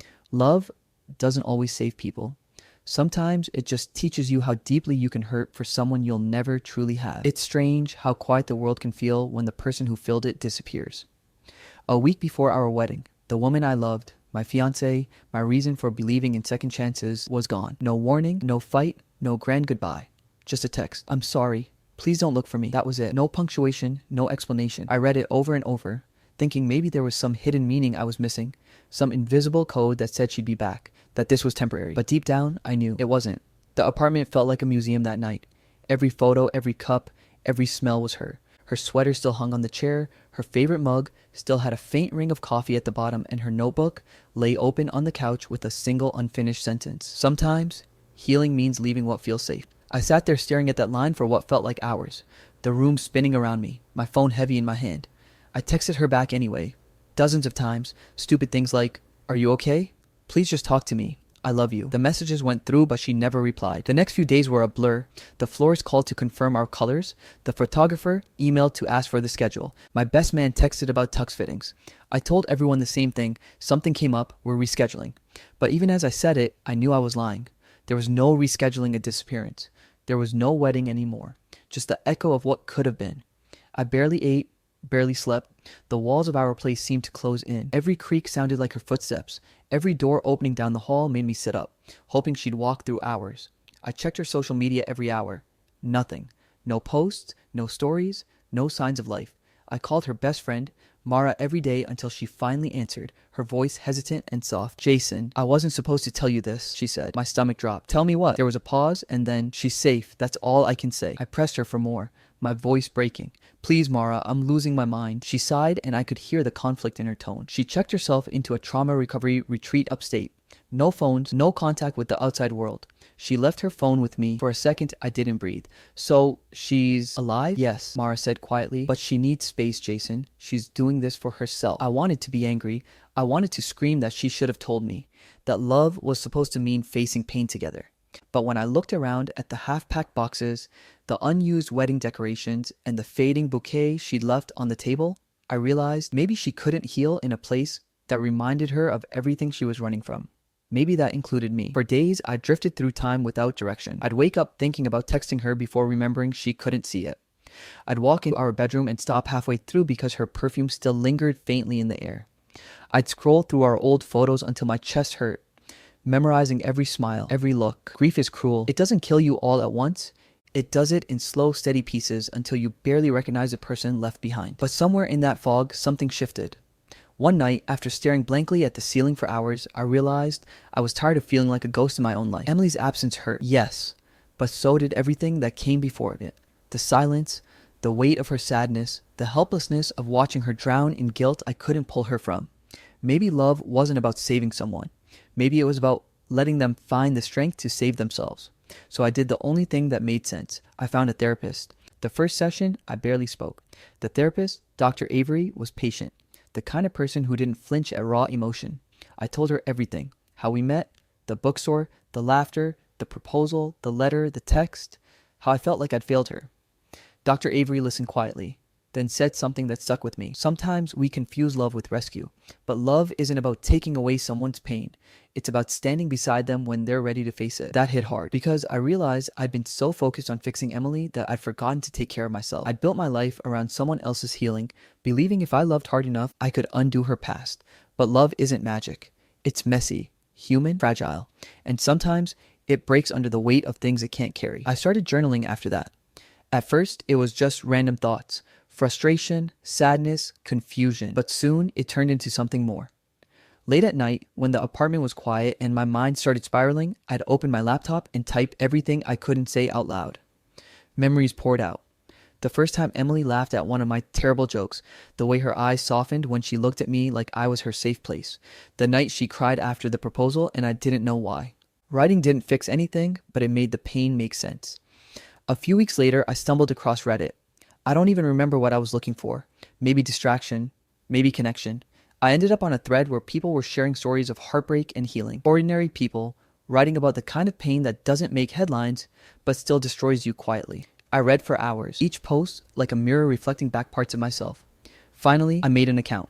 Username u/JasonM29. My first post was short, clumsy. My fiance left a week before our wedding. She said she needed to heal. I'm trying to understand what that means. I didn't expect anyone to care, but they did.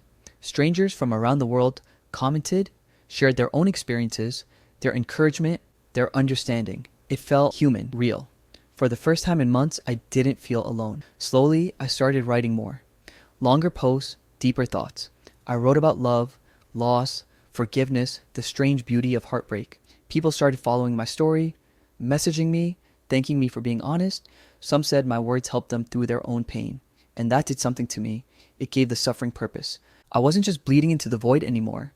I was building something from it, healing in a way, through helping others heal.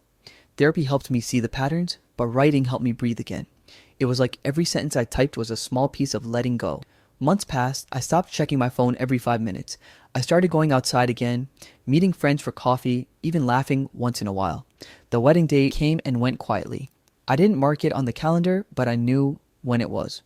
That morning, I walked to the lake where Emily and I used to sit and watch the city lights ripple on the water. I brought the ring with me, the one she never took off until that night she disappeared. I held it in my palm, feeling the cold metal against my skin, then tossed it gently into the lake. It didn't feel dramatic or sad, it felt peaceful, like closing a book I'd been stuck in for too long. I don't know if Emily will ever come back. I don't know if I want her to. What I do know is that I understand her now in a way I couldn't before. She didn't leave because she stopped loving me. She left because she couldn't love herself enough to stay. And that's not something I can be angry about. It's something I have to respect. Love isn't ownership. It's witnessing someone's journey, even when it leads them away from you. Sometimes, late at night, I still catch myself replaying memories. The bookstore, the rain, the laughter, they don't hurt like they used to. They just exist like old photographs in my mind. A part of my story, but not the whole thing. I've learned that healing doesn't mean forgetting. It means remembering without breaking. And maybe that's what Emily was trying to do all along. So here I am, telling you this story on Reddit. Not because I want sympathy, but because I finally understand something I wish I'd known sooner. Love isn't about the ending. It's about the moments that changed you, the parts that taught you how to be softer, kinder, more alive. Emily taught me that. She taught me how to love deeply, even when it hurt, and how to let go gracefully when it's time. Maybe one day I'll see her again, maybe not. But either way, I hope she found the peace she was searching for. And I hope wherever she is, she knows that the love we had, though broken, though unfinished, was real. Because in the end, that's what I hold on to. Not the loss, not the silence, but the simple, beautiful truth that for a moment in time, we found each other. And that was enough. It had been nearly 8 months since I'd last seen her, and I thought time had dulled the ache. But grief has this funny way of hiding under layers of routine. It waits until you think you're healed, then shows up again in the quietest moments.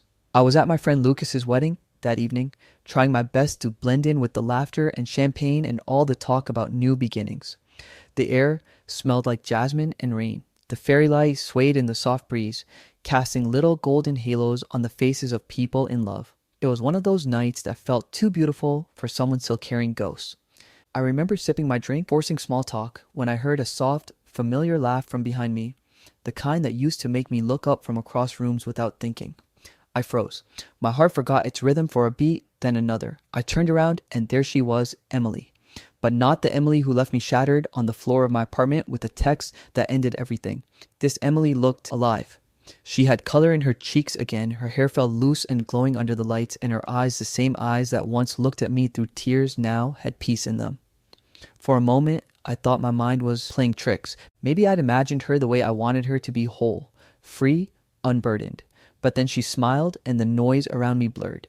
I don't even remember walking toward her. My feet just moved. She turned, and when her gaze met mine, there was no shock, no tension, just quiet understanding. "Hey," she said softly, as if we'd only been apart for a week instead of a lifetime. "Hey," I replied, my voice barely holding together. We both stood there, two people who'd once shared everything, now unsure of how to share even the air between us. She laughed gently, the same nervous laugh she used to have when she didn't know what to say. "You look good," she said, and I noticed the ring on her finger was gone, replaced by a small bracelet with a blue charm the same color as the ocean we once promised to visit. "You too," I said, though what I wanted to say was 1,000 things more, like how her absence had hollowed me out, how I'd hated and forgiven her in equal measure, how I'd written every part of our story online just to make sense of it. We walked away from the crowd toward the quiet corner of the garden where the music felt softer. The night was alive with crickets and murmured conversations, but between us there was silence, the kind that didn't need to be filled. After a while, she said, "I read your posts." My chest tightened. "You did?" "Yeah, all of them. You write beautifully," she said, her voice trembling slightly. "You made me cry." I smiled, half embarrassed, half relieved. Guess I wasn't the only one then. She looked down, fidgeting with her bracelet. I wanted to reach out so many times, but I wasn't ready. I needed to fix myself before I faced the person I broke. Her words hit like a soft punch to the gut, not because they hurt, but because they were honest. "I never wanted to be something you had to fix from," I said quietly. She nodded. "I know, but sometimes love shows us our broken edges. You were the only person who didn't run when you saw mine." I looked at her, and for the first time, I didn't see the girl who left. I saw the woman who fought her way back to herself, the woman who'd learned to breathe again without guilt pressing down on her lungs. "So," I said after a long pause, "how have you been?" She told me about the retreat, how she'd spent months in silence, journaling, going to therapy, learning to forgive herself for the accident, for the loss, for the way she'd pushed me away. "I thought healing meant forgetting," she said, "but it doesn't. It means remembering without the pain owning you." I nodded, swallowing the lump in my throat. "And Ryan?" I asked carefully. "He's doing okay. We talked. It wasn't easy, but it helped." Her voice softened. "He told me he's happy I'm trying again, that he thinks you were the best thing that happened to me even if it didn't last." My heart ached at the way she said it, not with regret, but with gratitude. For the first time, that didn't feel like a loss. It felt like a gift. We talked for hours about her recovery, about my writing, about how strange it is to grow from pain that once felt permanent. And somewhere in that conversation, I realized something. I didn't need her to come back. I just needed to know she was okay. When the band started playing a slow song, people drifted toward the dance floor under the canopy of fairy lights. She looked at them and smiled wistfully. "Remember your proposal?" she asked softly. "How could I forget?" I chuckled. "You cried before saying yes." She nodded, eyes glistening. "I wasn't crying because I didn't want to say yes. I was crying because I knew I shouldn't have. You deserved someone who was ready. I wasn't, but I never stopped wishing I could have been." I didn't know what to say to that, so I didn't. We just stood there, two ghosts who finally stopped haunting each other. Then she said, "I'm not here to ask for another chance, Jason. I just wanted to say thank you for loving me when I couldn't love myself. You showed me what it means to be cared for without conditions. That kind of love doesn't die. It just changes shape." My throat burned, and I had to look away to keep breaking. "I'm glad you found peace," I said, "and I hope you find someone who deserves the version of you that I never got to meet." She smiled that quiet, bittersweet kind of smile that says everything words can't. "Maybe someday," she whispered, "but tonight I just want to dance." She walked toward the lights, and as she stepped under them, the glow wrapped around her like memory itself. I watched her dance alone, free, laughing, and it was strange. I didn't feel jealous or sad anymore. I felt proud. Proud that she'd made it. Proud that I had too. For months, I'd been writing our story as a tragedy, but watching her now, I realized it was never that. It was just two people who met at the wrong time, who tried their best and who had to break apart to become whole. I stood there until the song ended, until the lights blurred from my tears and turned the night golden again. And in that moment, I felt something I hadn't felt since the day she left. Peace. Not closure, not finality, just peace. As she turned to leave, she caught my eye one last time and mouthed, "Goodbye." I nodded. It was enough. That night, when I got home, I opened my laptop and started writing again. Only this time, I didn't write to mourn her. I wrote to thank her, because love doesn't always end in forever. Sometimes it ends in freedom. And I think that's what she gave me, the freedom to stop blaming myself for what I couldn't fix, and to finally believe that maybe, just maybe, losing her wasn't the end of my story. It was the beginning of learning how to love again, starting with myself. The end. I witnessed a crime and had to decide between justice and safety. I've always believed that quiet towns have louder secrets than cities ever could, and the night that belief was proven right began like any other Tuesday in Ridgefield, Oregon. I was a 27-year-old kindergarten teacher, the kind of woman who lived for finger paints, naptime stories, and the sound of children's laughter echoing through a classroom that always smelled faintly of glue and crayons. My life was simple, painfully. So I woke up at 6:30, brewed weak coffee in a chipped mug, went to school, came home to my tiny apartment, graded papers, and sometimes fell asleep on the couch halfway through a true crime show that made me feel like danger was something that happened far away, to people I'd never meet. That illusion shattered the night of our school's annual family fun fair. It was almost 10 p.m. when I finally packed up the leftover cupcakes and half-inflated balloons into my car. Exhausted, but happy in that soft, content way that comes from knowing your students went home smiling. The parking lot was nearly empty. The town quiet except for the distant hum of traffic and a few drunk college kids laughing outside a diner. I remember adjusting the mirror, humming along to an old Fleetwood Mac song, when my phone buzzed a message from my friend Rachel. "Drive safe. Roads are slick tonight." She was right. The rain had been on and off all day, leaving a thin, oily sheen on the asphalt. The kind of night where headlights blur and shadows move wrong. I took the long route home, past Miller's gas station, an old, half-abandoned place that looked like it had been trapped in 1982. I drove slower there because it always made me uneasy, like the air was heavier somehow. And that's when I saw it, a flash of movement, the scream of tires on wet pavement, then the sickening, hollow thud. My first thought was that someone hit a deer, but then I saw a figure. A man crumpled in the middle of the road, illuminated by my headlights for a fraction of a second before the black SUV that hit him sped off, taillights disappearing into the fog. I froze. My hands were shaking on the wheel, my heart slamming so hard it felt like it was trying to break out of my chest. The SUV had a police support sticker on the back window, the blue stripe kind, and a small circular badge decal in the corner of the rear windshield. I knew that design. Everyone in town did. It was the Ridgefield Police Department's emblem. My brain didn't want to process what my eyes just saw, but instinct took over. I slammed the brakes, stumbled out into the rain, my shoes splashing through shallow puddles as I ran toward the man lying motionless on the ground. He couldn't have been more than 30, brown hair matted with blood, a ripped denim jacket, a phone still clutched in his hand like he was trying to make a call before it happened. I dropped to my knees, pressing my trembling fingers to his neck. There was a pulse, weak, but there. Hey, can you hear me?" I whispered, but his eyes fluttered only for a moment before rolling back. I dialed 911, stammering through what happened, trying to sound coherent, while my mind screamed, "What if that SUV comes back?" The operator told me to stay with him, and within minutes, or maybe it was longer, I couldn't tell, flashing red and blue lights filled the road. A police cruiser. My heart almost stopped when I saw who stepped out. Officer Grant. He'd been stationed at the school before, directing traffic during events. He'd always been polite but distant, the kind of man whose eyes never really smiled even when his mouth did. He crouched next to me, checked the man's pulse, then looked at me with an expression I couldn't quite place. "What did you see?" he asked, his tone flat, measured. I told him everything. The black SUV, the police sticker, the badge decal, the direction it went. His jaw tightened. "You're sure it had a police decal?" he asked. I nodded, still shaking. "Positive." He sighed, glanced toward the other officers arriving, then leaned in close enough that his breath touched my ear. "Emily, I'd keep that detail to yourself for now. Let us handle this. It's not something you want to get caught up in." The way he said it made my stomach twist. It wasn't advice, it was a warning. I stared at him, speechless, as paramedics loaded the man onto a stretcher. When I asked if he'd be okay, no one answered. They just drove off into the wet dark, sirens fading. Officer Grant took my statement, or at least pretended to. His notepad stayed mostly blank. "We'll contact you if we need more information," he said, then told me to go home and get some rest. But I didn't rest. I couldn't. I sat in my car outside my apartment for almost 20 minutes, replaying the scene in my head, the way that SUV sped off, The way Grant's tone changed when I mentioned the decal? Something was wrong, deeply wrong. When I finally went upstairs, I noticed something off right away. My front door wasn't fully shut. It was open, just a crack. I froze. I knew I'd locked it that morning. My breath caught as I slowly pushed it open. The lights were off. Everything looked normal at first, but a frame on my living room wall was slightly crooked, and the kitchen drawer where I kept my spare keys was half open. I grabbed a broomstick, ridiculous as it was, and checked every room. Empty. But whoever had been there hadn't stolen anything. It felt more like a message. I ended up sleeping with all the lights on, if you could even call it sleeping.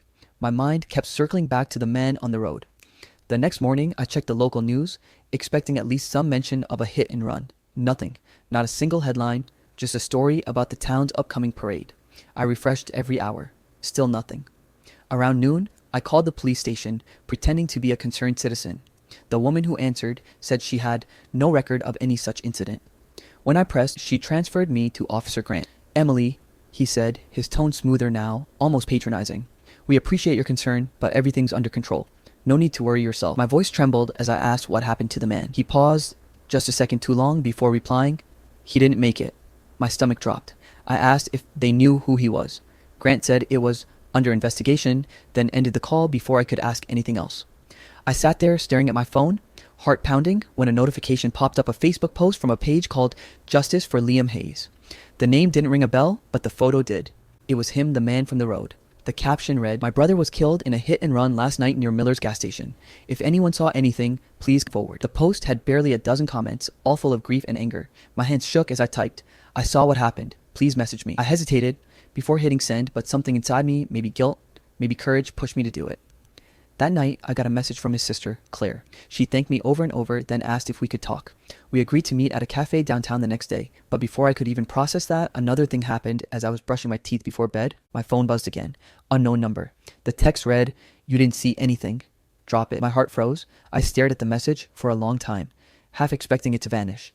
I tried calling back, but it went straight to voicemail. I didn't tell anyone. I just sat there, toothbrush still in my hand, realizing I might have just stepped into something way bigger than me.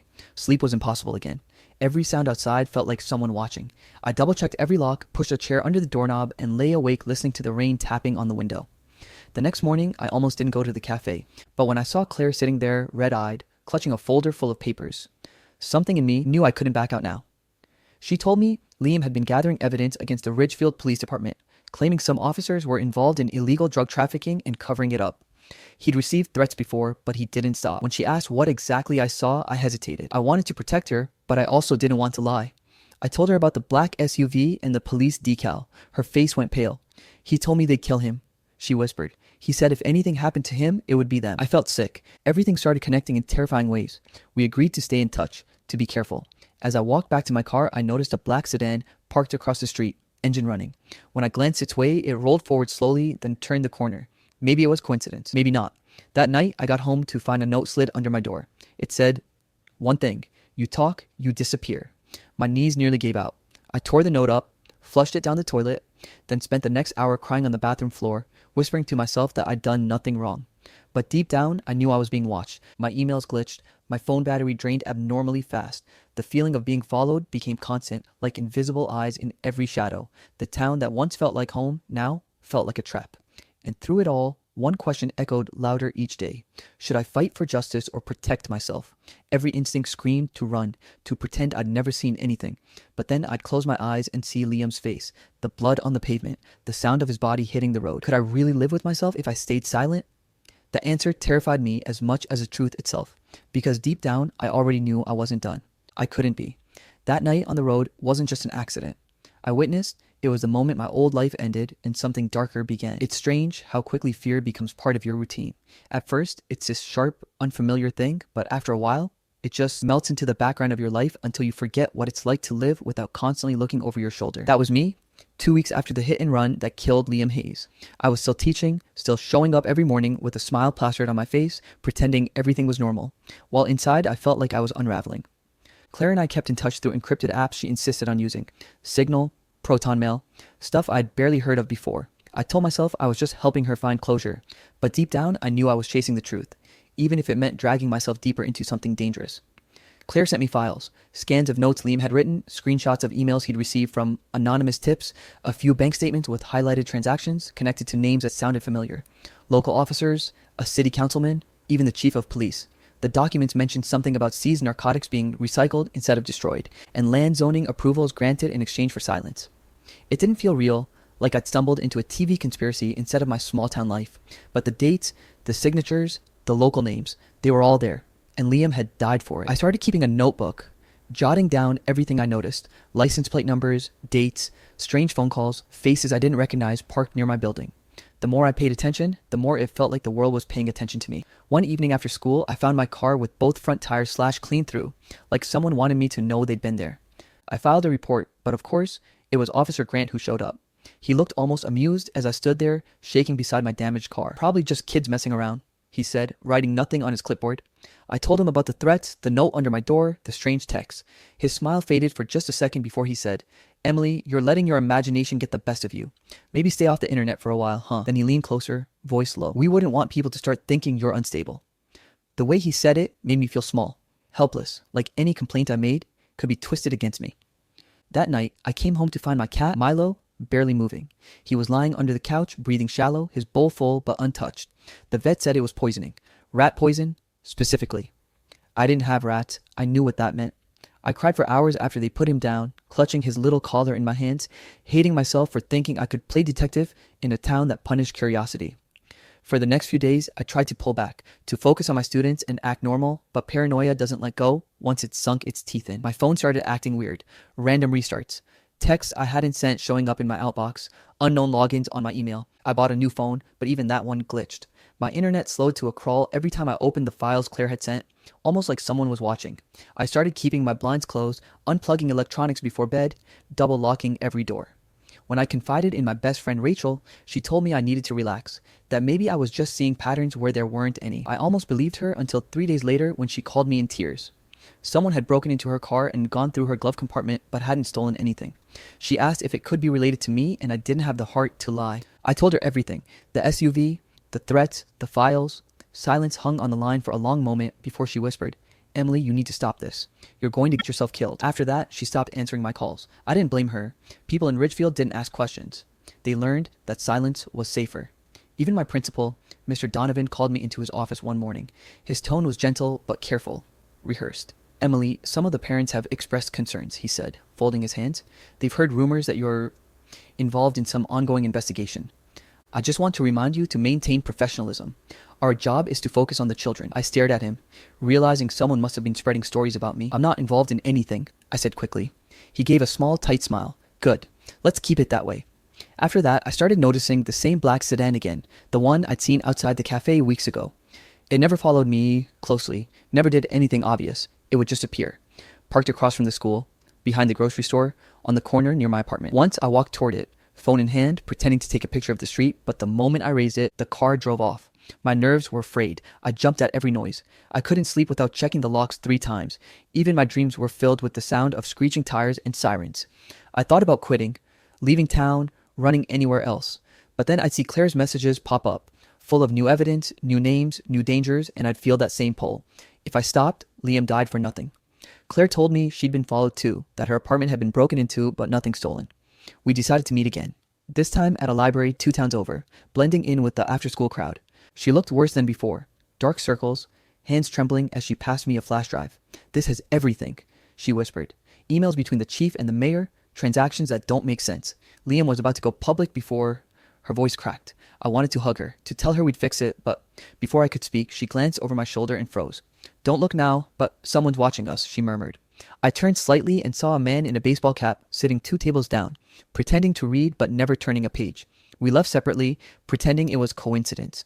I drove home the long way, every turn feeling like a trap. When I got back, I hid the flash drive in my freezer, wrapped in foil like some absurd spy movie. That night, I couldn't bring myself to open it. I just sat on my couch, the TV on mute, the walls closing in. At 11:47 p.m., my phone buzzed again. Unknown number. "Stop digging or you'll end up like him." My hands shook so badly I dropped the phone. I didn't reply. I didn't even breathe. I just sat there, waiting for something to happen. Nothing did, but the silence was worse than any noise. Days blurred together after that. Every routine felt like walking through a minefield. School, grocery store, home. I started noticing whispers in the teacher's lounge, coworkers avoiding eye contact. My neighbor, an older woman who used to chat with me every morning, suddenly stopped answering her door. The isolation was suffocating. I tried going to the police again, not to report, but just to test if anyone would listen. This time, it was a younger officer who met me at the front desk. I told him I was being harassed, followed. He looked sympathetic until he typed my name into his computer. Then his expression changed, hardening instantly. "One moment," he said before disappearing into the back. 10 minutes later, Officer Grant emerged. "Emily," he said with that same cold politeness, "we've talked about this. You really shouldn't waste department resources." I stared at him, trying to find the right words. "I'm scared," I said, my voice breaking. "Someone poisoned my cat. Someone's watching me. Don't you care?" He leaned in slightly, his tone almost a whisper. "You don't get it, do you? You're playing with matches in a room full of gasoline. Walk away." Then he smiled, like we were sharing some private joke, and walked off. I left before anyone could see me cry. That night, I did something reckless. I opened the flash drive. Inside were folders labeled Property, Evidence, Audio, and Internal. The audio folder had a few recordings, voices I recognized immediately. One of them was Grant discussing how to handle a whistleblower. Another mentioned Liam by name. I slammed my laptop shut, my pulse racing. I wanted to call someone, anyone. But who could I trust? Claire and I agreed to make backups and hide them in different places. I stored one at school, inside a box of art supplies, taped under a table no one used. But even that didn't feel safe. The paranoia was consuming me. I started noticing my mail arriving opened, my classroom door left unlocked in the morning. Once, my laptop webcam light flickered for a split second while I wasn't using it. That's when I started covering it with tape. Every rational part of me wanted to believe it was all in my head, that I was just traumatized by what I saw. But then I'd hear that voice again, warning me, or see that black car parked nearby, and I'd know it wasn't imagination. One Friday night, I invited Rachel over, desperate for some sense of normalcy. She hesitated, but agreed. We talked for hours, drinking cheap wine, laughing about old memories, and for a moment, I almost felt like myself again. Then her phone buzzed, and she went pale. "It's an unknown number," she whispered. She handed me the phone. The text read, "You shouldn't be here." We froze. I ran to the window, nothing but darkness outside. Rachel grabbed her things and left, terrified, and I couldn't stop her. The next morning, she called me, crying. Someone had broken into her car again. This time, the window smashed, her glove box torn apart, but nothing stolen. "Emily, they're serious," she said. "Please leave town." I wanted to, but where would I go? And what if running only made me look guilty? By then, even Claire had started to sound scared. She said someone had been following her to work, that her boss had suddenly fired her for behavioral issues. "They're closing in," she told me. "If we don't release this soon, it'll all disappear." I didn't answer. I was too busy staring at the reflection in my window. Someone standing on the street below, looking up at my apartment, phone raised like they were taking pictures. I turned off the lights and ducked behind the couch, my breath shallow. They didn't move for nearly 10 minutes. Then finally, they walked away. I sat there until dawn, shaking, exhausted, realizing the truth was no longer a mystery to solve. It was a threat to survive. Every day since that night, I've asked myself if I crossed a line I can't come back from. Maybe I should have just stayed quiet, pretended I saw nothing. But that's the thing about knowing too much. Once you do, you can never unknow it. And sometimes, that knowledge doesn't set you free. It buries you alive. I remember the night I finally decided to stop running and start fighting.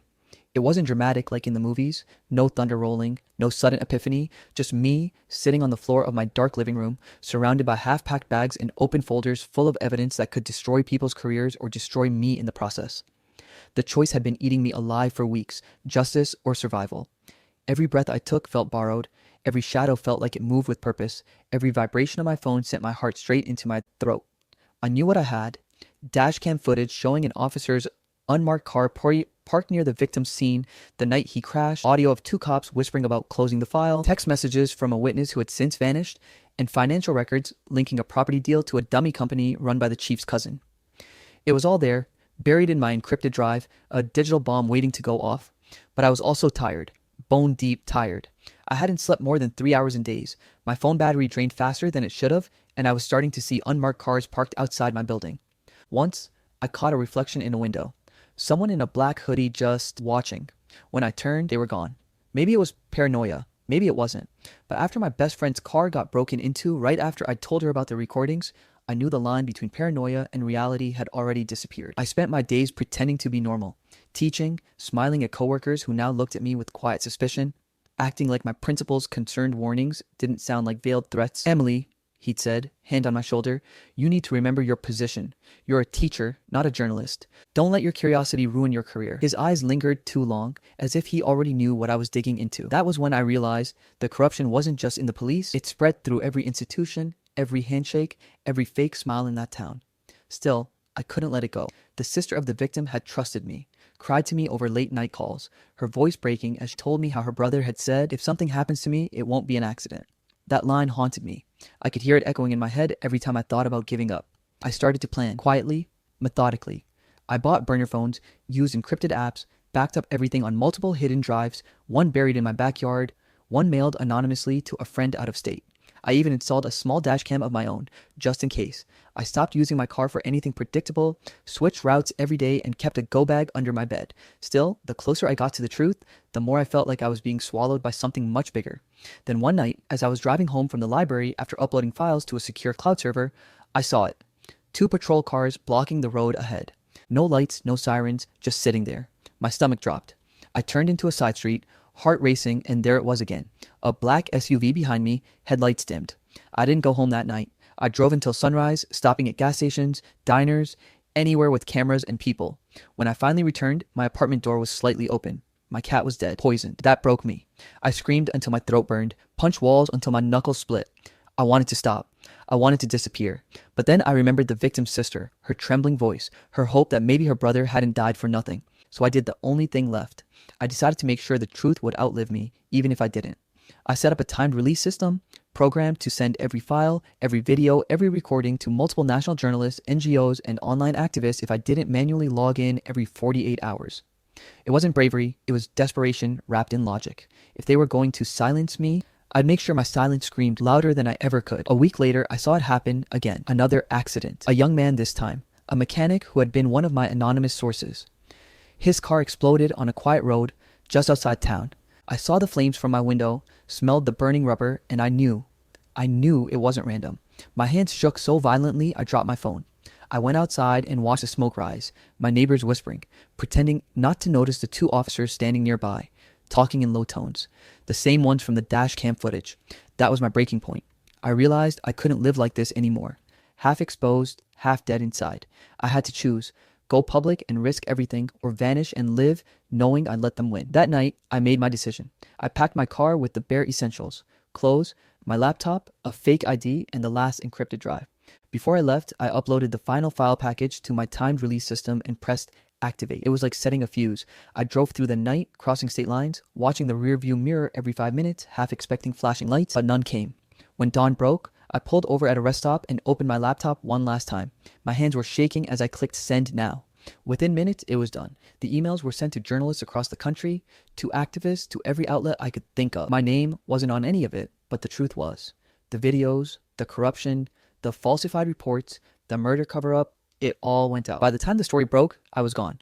The town's name trended nationwide. The police chief resigned, and an investigation was launched. I watched it all from a cabin deep in the woods under a name that wasn't mine, sipping coffee that didn't taste like victory, but like grief. Because the truth is, I didn't feel free. I felt hollow. Every night, I woke up expecting headlights outside my window, footsteps on the porch. Even now, as I write this, part of me wonders if they'll ever really stop looking for me. Sometimes, when the wind howls or a branch taps the window, I jolt awake, thinking they finally found me. But then I breathe and remind myself I did what had to be done. The sister sent me one last message before I disappeared. He'd be proud of you. That's what I hold on to. Not justice, not revenge, just the fragile idea that maybe I helped someone find peace. Now, I live quietly. I go by a name that doesn't mean anything. I grow vegetables, fix old furniture, write in journals I'll probably burn one day. No one knows who I am here. Sometimes I catch my reflection and barely recognize the woman staring back. The teacher who once thought she could change things. Maybe I did. Maybe I didn't. But the truth got out and the people responsible are paying the price, even if it took me losing everything to make it happen. And as much as I tell myself I'd do it again, a part of me knows I'll never fully escape what I saw, what I lost, or what I became. I light a candle every night for the people who didn't get the chance to tell their stories.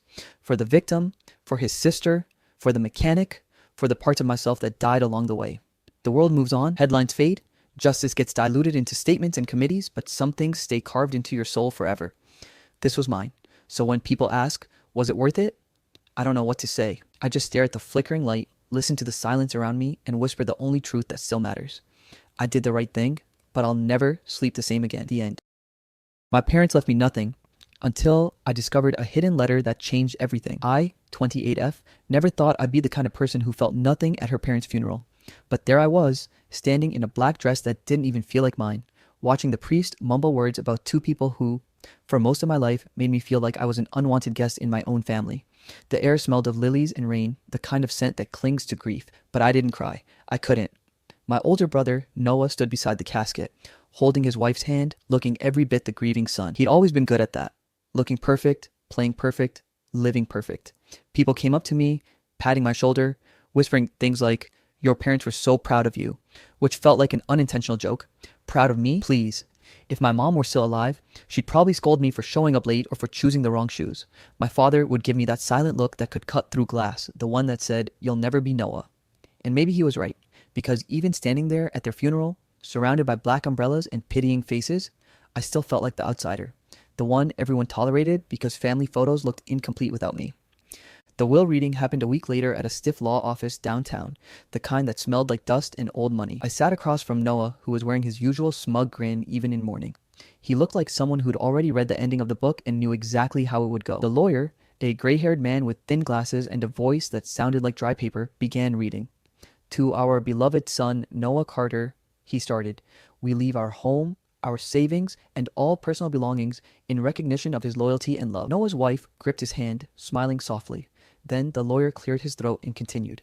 "To our daughter Emma," my heart actually lifted for a second. Maybe they'd leave me something, anything. A photo, a piece of jewelry, a letter, something that said they remembered me. But then he said it. "To our daughter Emma, we leave our love and best wishes for her future." That was it. No money, no heirlooms, not even the old farmhouse I spent my childhood cleaning while Noah got to be outside. Just love and best wishes. The words hit like ice water. The lawyer didn't even look at me. No one did. I could feel everyone's judgment in that room, the silent gossip, the raised eyebrows, the pity. They all knew I was the black sheep, the artsy one who moved out at 21 and never looked back, the one who never called enough, never made enough, never became what her parents wanted.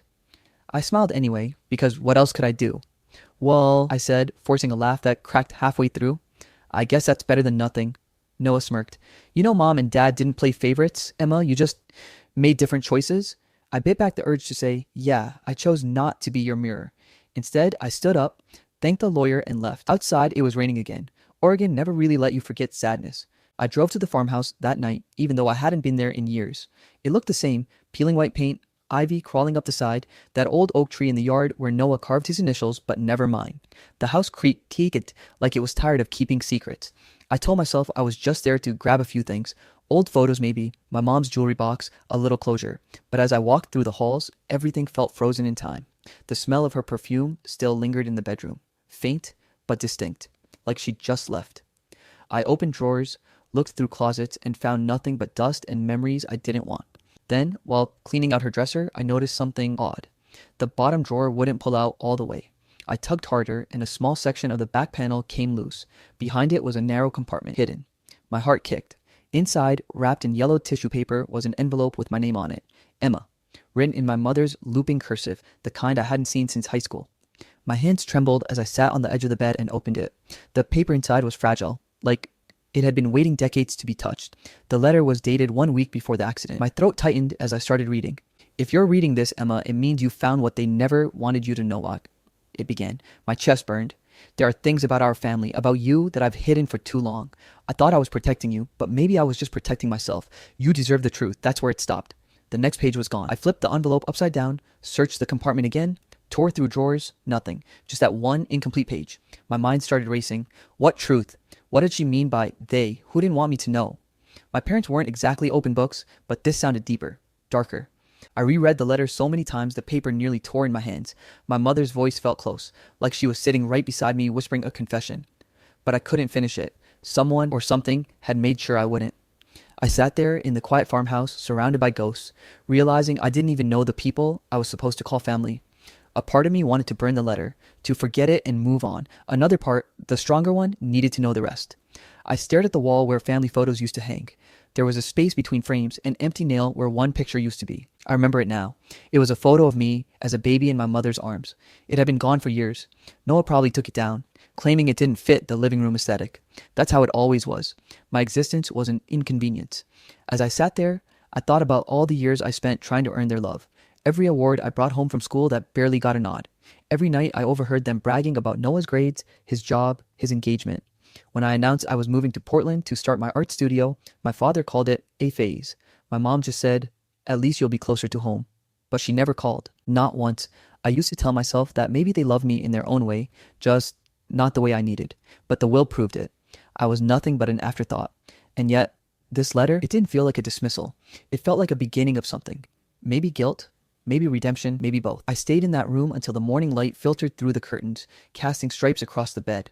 I held the letter against my chest and whispered, "What did you mean, Mom?" My voice cracked on the last word. For the first time since the funeral, I cried. Not because they were gone, but because I realized they'd never really been mine to lose. They belonged to their secrets. I walked through the farmhouse again, searching every drawer, every loose floorboard. I found old receipts, faded photographs, a cracked snow globe, but no second page. The letter's words looped in my head all day. What they never wanted you to know. I thought about they. Maybe she meant my father and Noah. Maybe there was something about me, something they'd hidden. It sounded crazy, but my gut told me this was bigger than a misplaced inheritance or family drama. It felt deliberate. My mom had always been quiet, reserved, almost scared sometimes, especially around my dad when he was angry. I remember once, when I was 12, she grabbed my hand after one of their arguments and whispered, "Promise me you'll never let anyone silence you, Emma." I didn't understand it then, but sitting there with that letter, I finally felt the weight of her words. The sun had fully risen by the time I packed up a few boxes, just some keepsakes, really. Before I left, I tucked the letter back into the envelope and placed it in my purse like it was the most fragile thing in the world. On my way out, I stopped by the old oak tree again. There it was. Noah, carved deep into the bark, still visible after all these years. Beneath it, barely noticeable, was another faint carving, half erased by time. My name, smaller, shallower. I traced it with my finger and something inside me snapped. I'd spent my whole life being erased and now it was happening again, even after death. But this time, I wasn't going to let it slide. Whatever my mother was trying to tell me, I was going to find out. As I walked to my car, I glanced back at the farmhouse one last time. The windows looked like eyes, watching, waiting. For the first time in years, I felt like maybe I was supposed to come back. Maybe this wasn't about closure. Maybe it was a beginning. I drove away with the letter on the passenger seat, the words echoing in my mind. If you're reading this, Emma, it means you found what they never wanted you to know. My mother's handwriting, her voice, her guilt. It all lingered like a storm about to break. I didn't know what I'd find next, but something deep inside me already knew. My family's story wasn't over. It was just buried, and I was done being the daughter they forgot. After I found the letter, I couldn't think about anything else. It didn't matter how much I tried to distract myself. Painting, working at the studio, meeting friends for coffee, my mind kept looping back to that single unfinished sentence. You found what they never wanted you to know. Those words haunted me like a whisper I couldn't shake. It wasn't just curiosity anymore. It was a pull, a feeling deep in my gut that something huge was buried in my family's past, something that had been deliberately hidden. I barely slept for days. I reread that letter so many times I could recite it from memory, and each time I felt my mother's voice more vividly, trembling, uncertain, desperate to tell me something before she was gone. One morning, after tossing and turning all night, I decided to find answers. My mom's best friend, Lillian Hayes, still lived in town. She'd known my mother since high school, and even though they drifted apart over the years, I remembered her as one of the few people who ever treated me kindly. Lillian had been like an aunt to me when I was younger. Warm, soft-spoken, always smelling faintly of vanilla and garden soil. I called her number from memory, half expecting it to be disconnected, but she answered on the second ring. "Emma?" she said, her voice a mix of surprise and sadness. "Oh, sweetheart, I'm so sorry about your parents." I swallowed hard. "Thanks, Lillian. I actually wanted to talk to you about my mom, about something I found." There was a pause, then she said softly, "Come by. I think it's time." That sentence stuck with me the entire drive to her house. Time for what? Lillian still lived in the same place, a cozy blue house with white shutters and a garden that looked like it had been painted by fairies. She hugged me tight when she saw me, the kind of hug that made me feel small again, like a little girl who still belonged somewhere. Her gray hair was tied up in a messy bun, and her eyes were kind but heavy with something unsaid. We sat at her kitchen table, the same one I used to do homework on while Mom and Lillian drank coffee and gossiped. "You look so much like her," she said quietly, setting a cup of tea in front of me. "I've been thinking about you since the accident." "I found a letter," I said, cutting to the chase, "from Mom, hidden behind her dresser." Her face went pale. "A letter?" she whispered. "She wrote to you?" I nodded and handed her the folded page. She read it slowly, her hand trembling slightly. When she finished, she pressed her lips together and exhaled. She was finally trying to tell you, she murmured. Tell me what? I asked, my heart pounding. Lillian hesitated, then looked out the window for a long time before answering. Your mother and your father, they weren't always happy, Emma. There were, secrets, things I thought she'd take to her grave. I leaned forward. Please, Lillian, I need to know. She looked back at me, eyes glistening. There was a time, right after you were born, when your mother and father nearly divorced. She found out something terrible about money, something he did without her knowledge. She told me there was a trust fund meant for you, set up by a man she called a guardian or a benefactor. She didn't tell me much, only that it was supposed to be yours when you turned 21. But then, suddenly, she stopped talking about it. When I asked, she said it was taken care of. That's when your father made her cut off certain friends, even me for a while. I sat there frozen, trying to process her words. A trust fund? Why would there be a trust fund for me? Lillian shook her head. I don't know, sweetheart. I just remember how scared she looked when she mentioned it.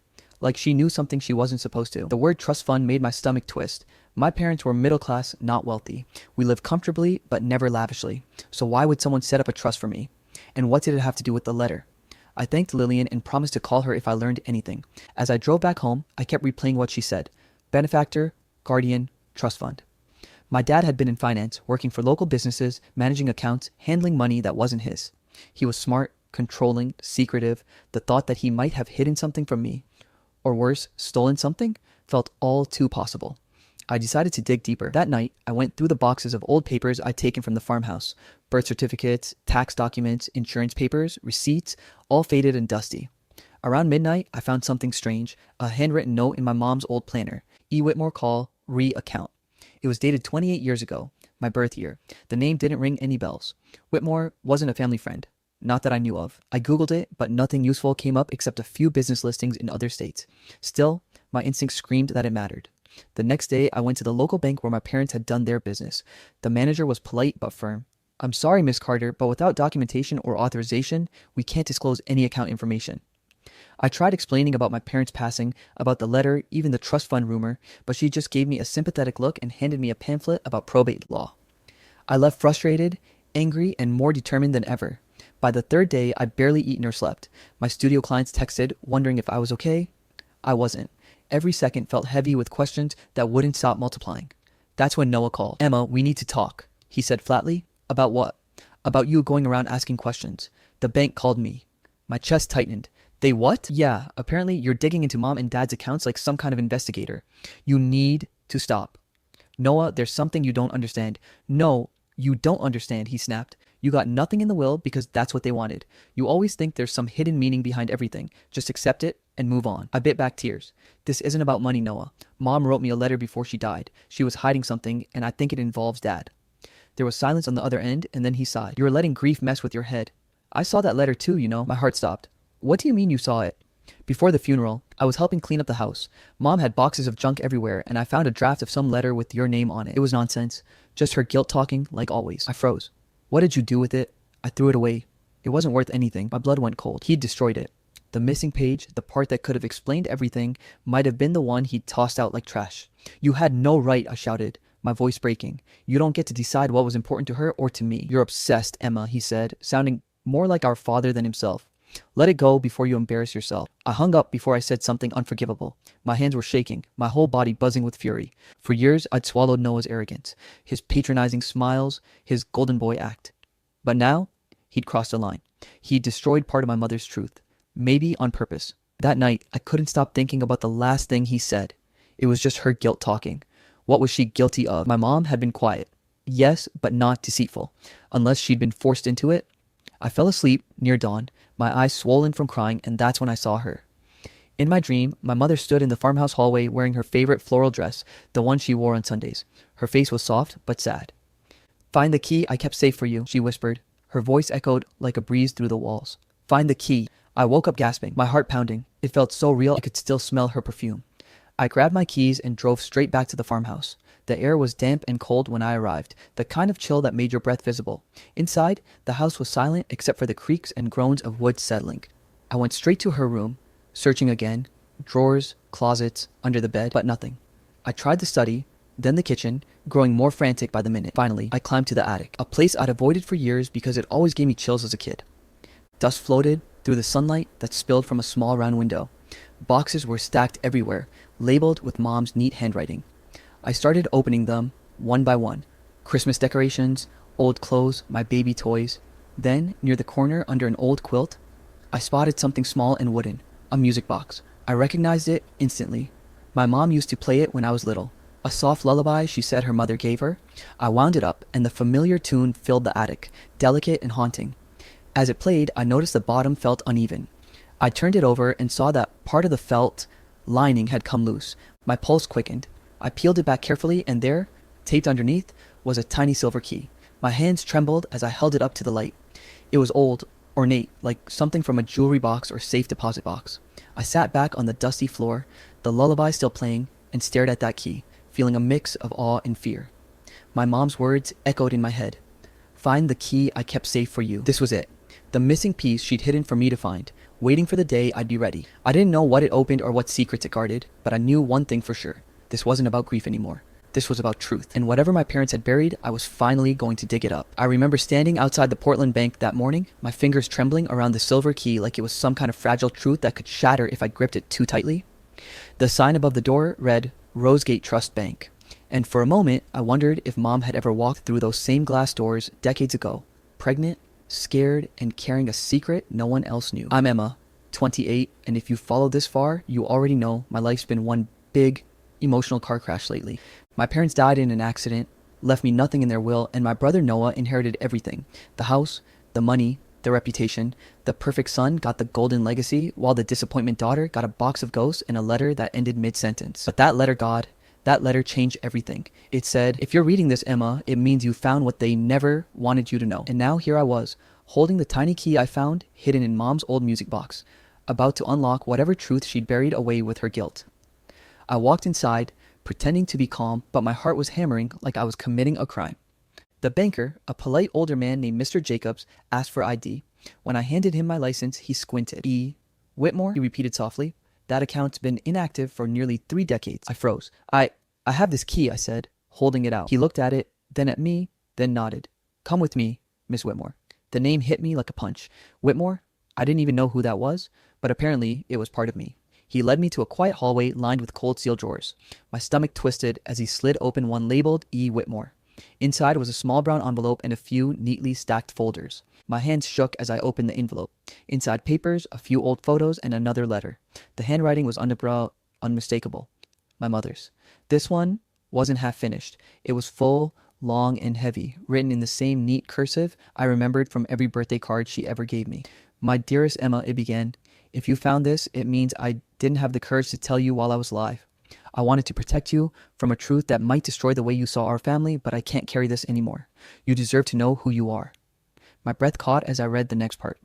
The man who raised you, the one you knew as your father, wasn't your biological father. Your real father's name was Ethan Whitmore. He was kind, gentle, and he loved you from the moment he knew I was pregnant. But your father, the man I married, couldn't stand the thought of another man's child in his house. When Ethan died suddenly, he found out Ethan had left a trust for you, a fortune meant for your future. He found a way to take it, Emma, to take it and give it to Noah instead. I felt my throat tighten, tears stinging the corners of my eyes.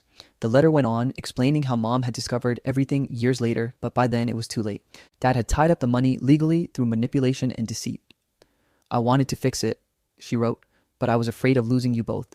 When you started to drift away, when I saw the way your father treated you, I realized the damage had already been done.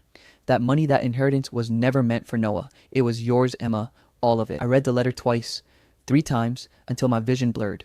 The documents in the folder confirmed every word. A copy of my birth certificate, not Emma Clark, but Emma Whitmore. A lawyer's correspondence addressed to the estate of Ethan Whitmore. Bank statements showing transfers made right after Ethan's death, all redirected to a Noah Clark trust. My pulse raced as I pieced it all together. My entire life, I'd been told I was the ungrateful daughter, the failure, the one who never understood family. And the truth? I wasn't even their full daughter. I was the daughter they stole from someone else's legacy. I sat there in that quiet room, surrounded by cold steel and silence, and I cried. Not the gentle, cinematic kind of crying. I mean the ugly, heaving sobs that shake through your bones. It wasn't just about the money, it was about everything I'd lost: my identity, my place, my mother's truth. When I finally left the bank, the city looked different. The air felt heavier, sharper. I went straight to my car, gripping the folder like it might disappear. I called Noah. He didn't answer, so I drove straight to his house, the one our parents left him. When he opened the door, his face twisted in annoyance. What now, Emma? You here to ask for your share of the funeral leftovers? You knew. I said. My voice was quiet but steady. You knew about Mom's letter, about the inheritance. His expression flickered for a second, guilt, fear, something. Then he smirked. So you found the box. You knew?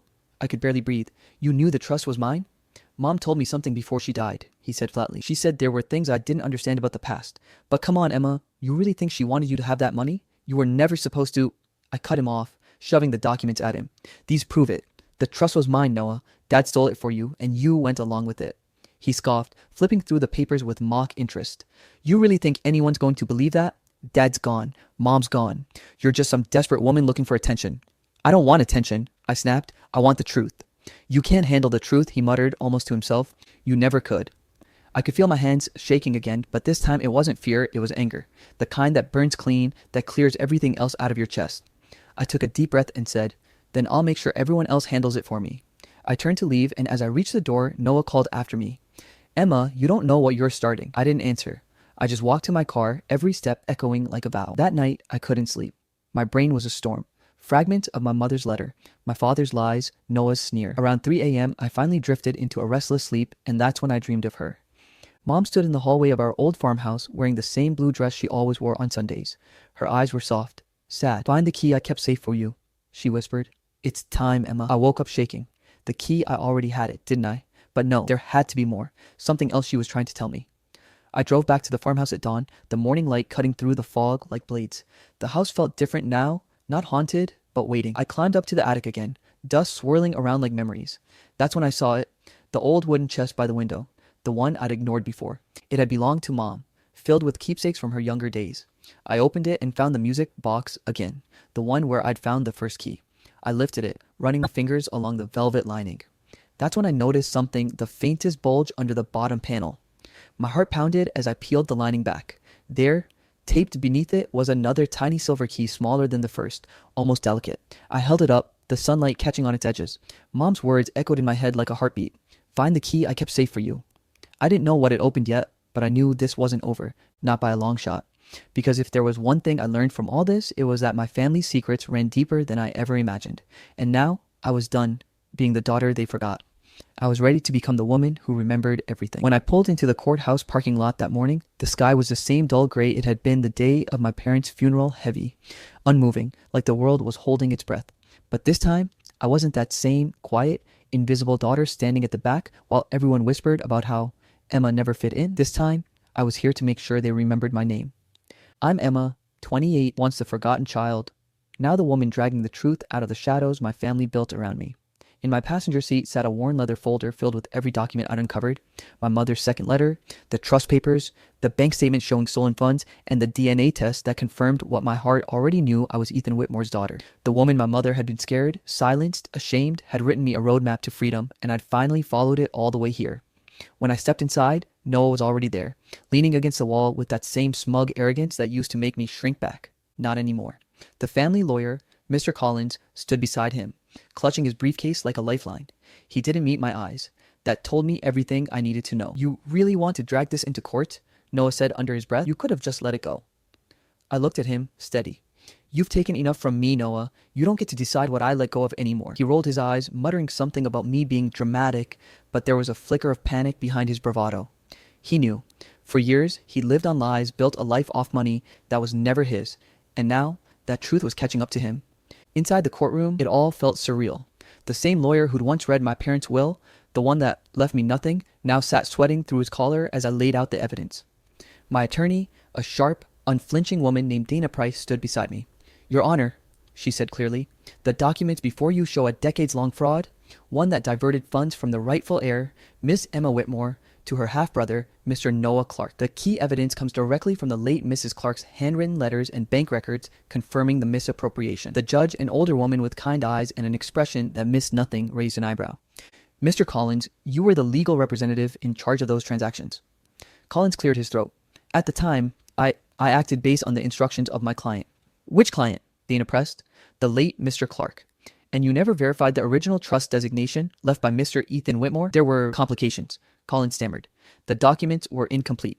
I stood up then, my voice steady but shaking slightly, with everything I'd held in for years. They weren't incomplete. You destroyed them. You both did. My mother's letter, the one you called her guilt talking. Noah, it wasn't guilt. It was confession. She spent her last days trying to undo what you two did to me. Noah scoffed loudly, but the judge silenced him with a look. I continued, holding up my mother's letter, the edges soft from how many times I'd read it. This handwriting, Your Honor, it's hers. I had it verified by a handwriting analyst. She names names, dates, and account numbers.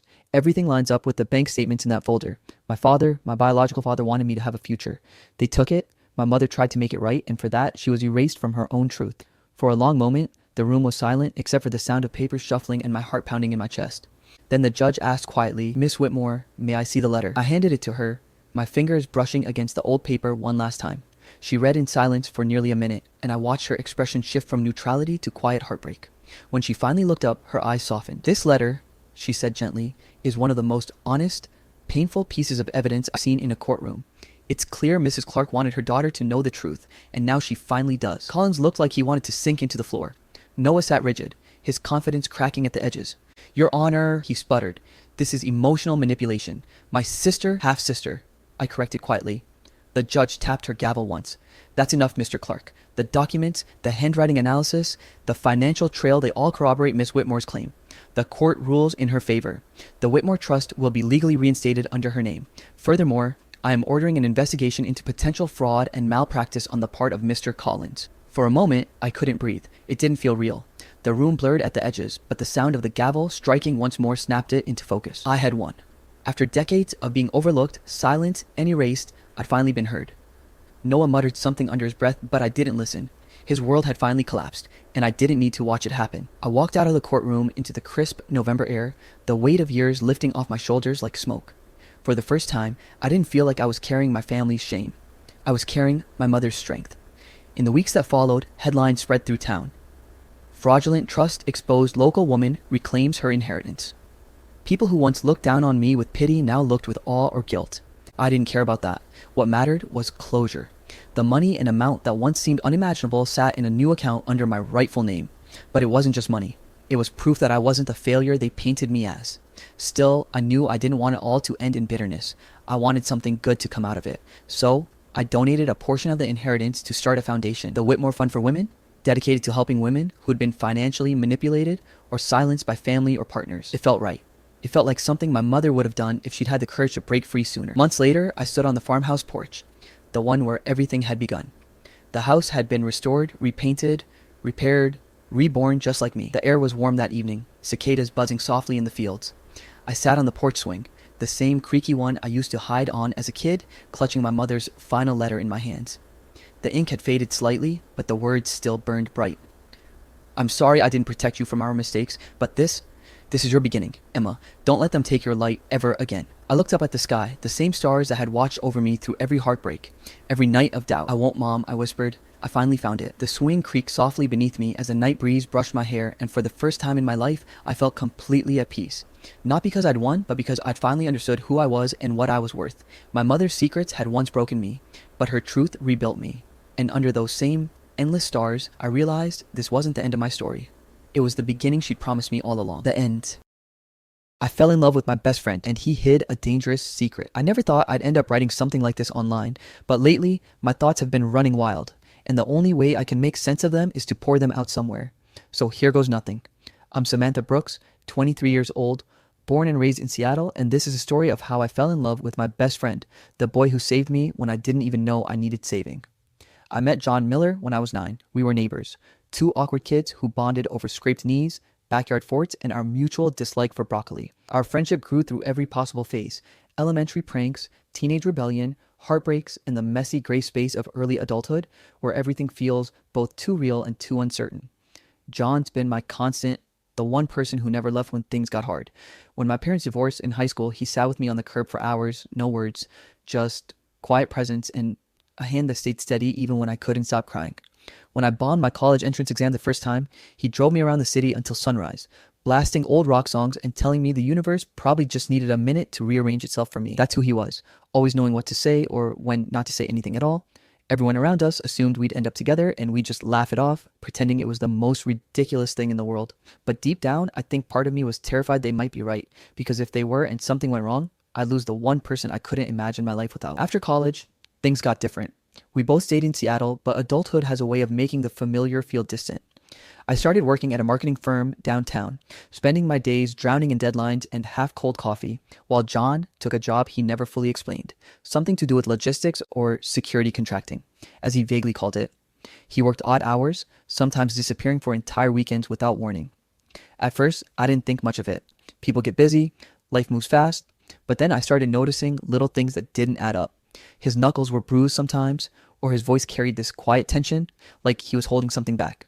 When I'd ask, he'd smile, deflect, make a joke about getting old at 24, and I'd let it slide. Because I trusted him, I always had. But trust has a strange way of turning into curiosity when someone starts closing doors you never thought existed. One night, after a long, exhausting day, I stopped by his apartment unannounced, something I used to do all the time.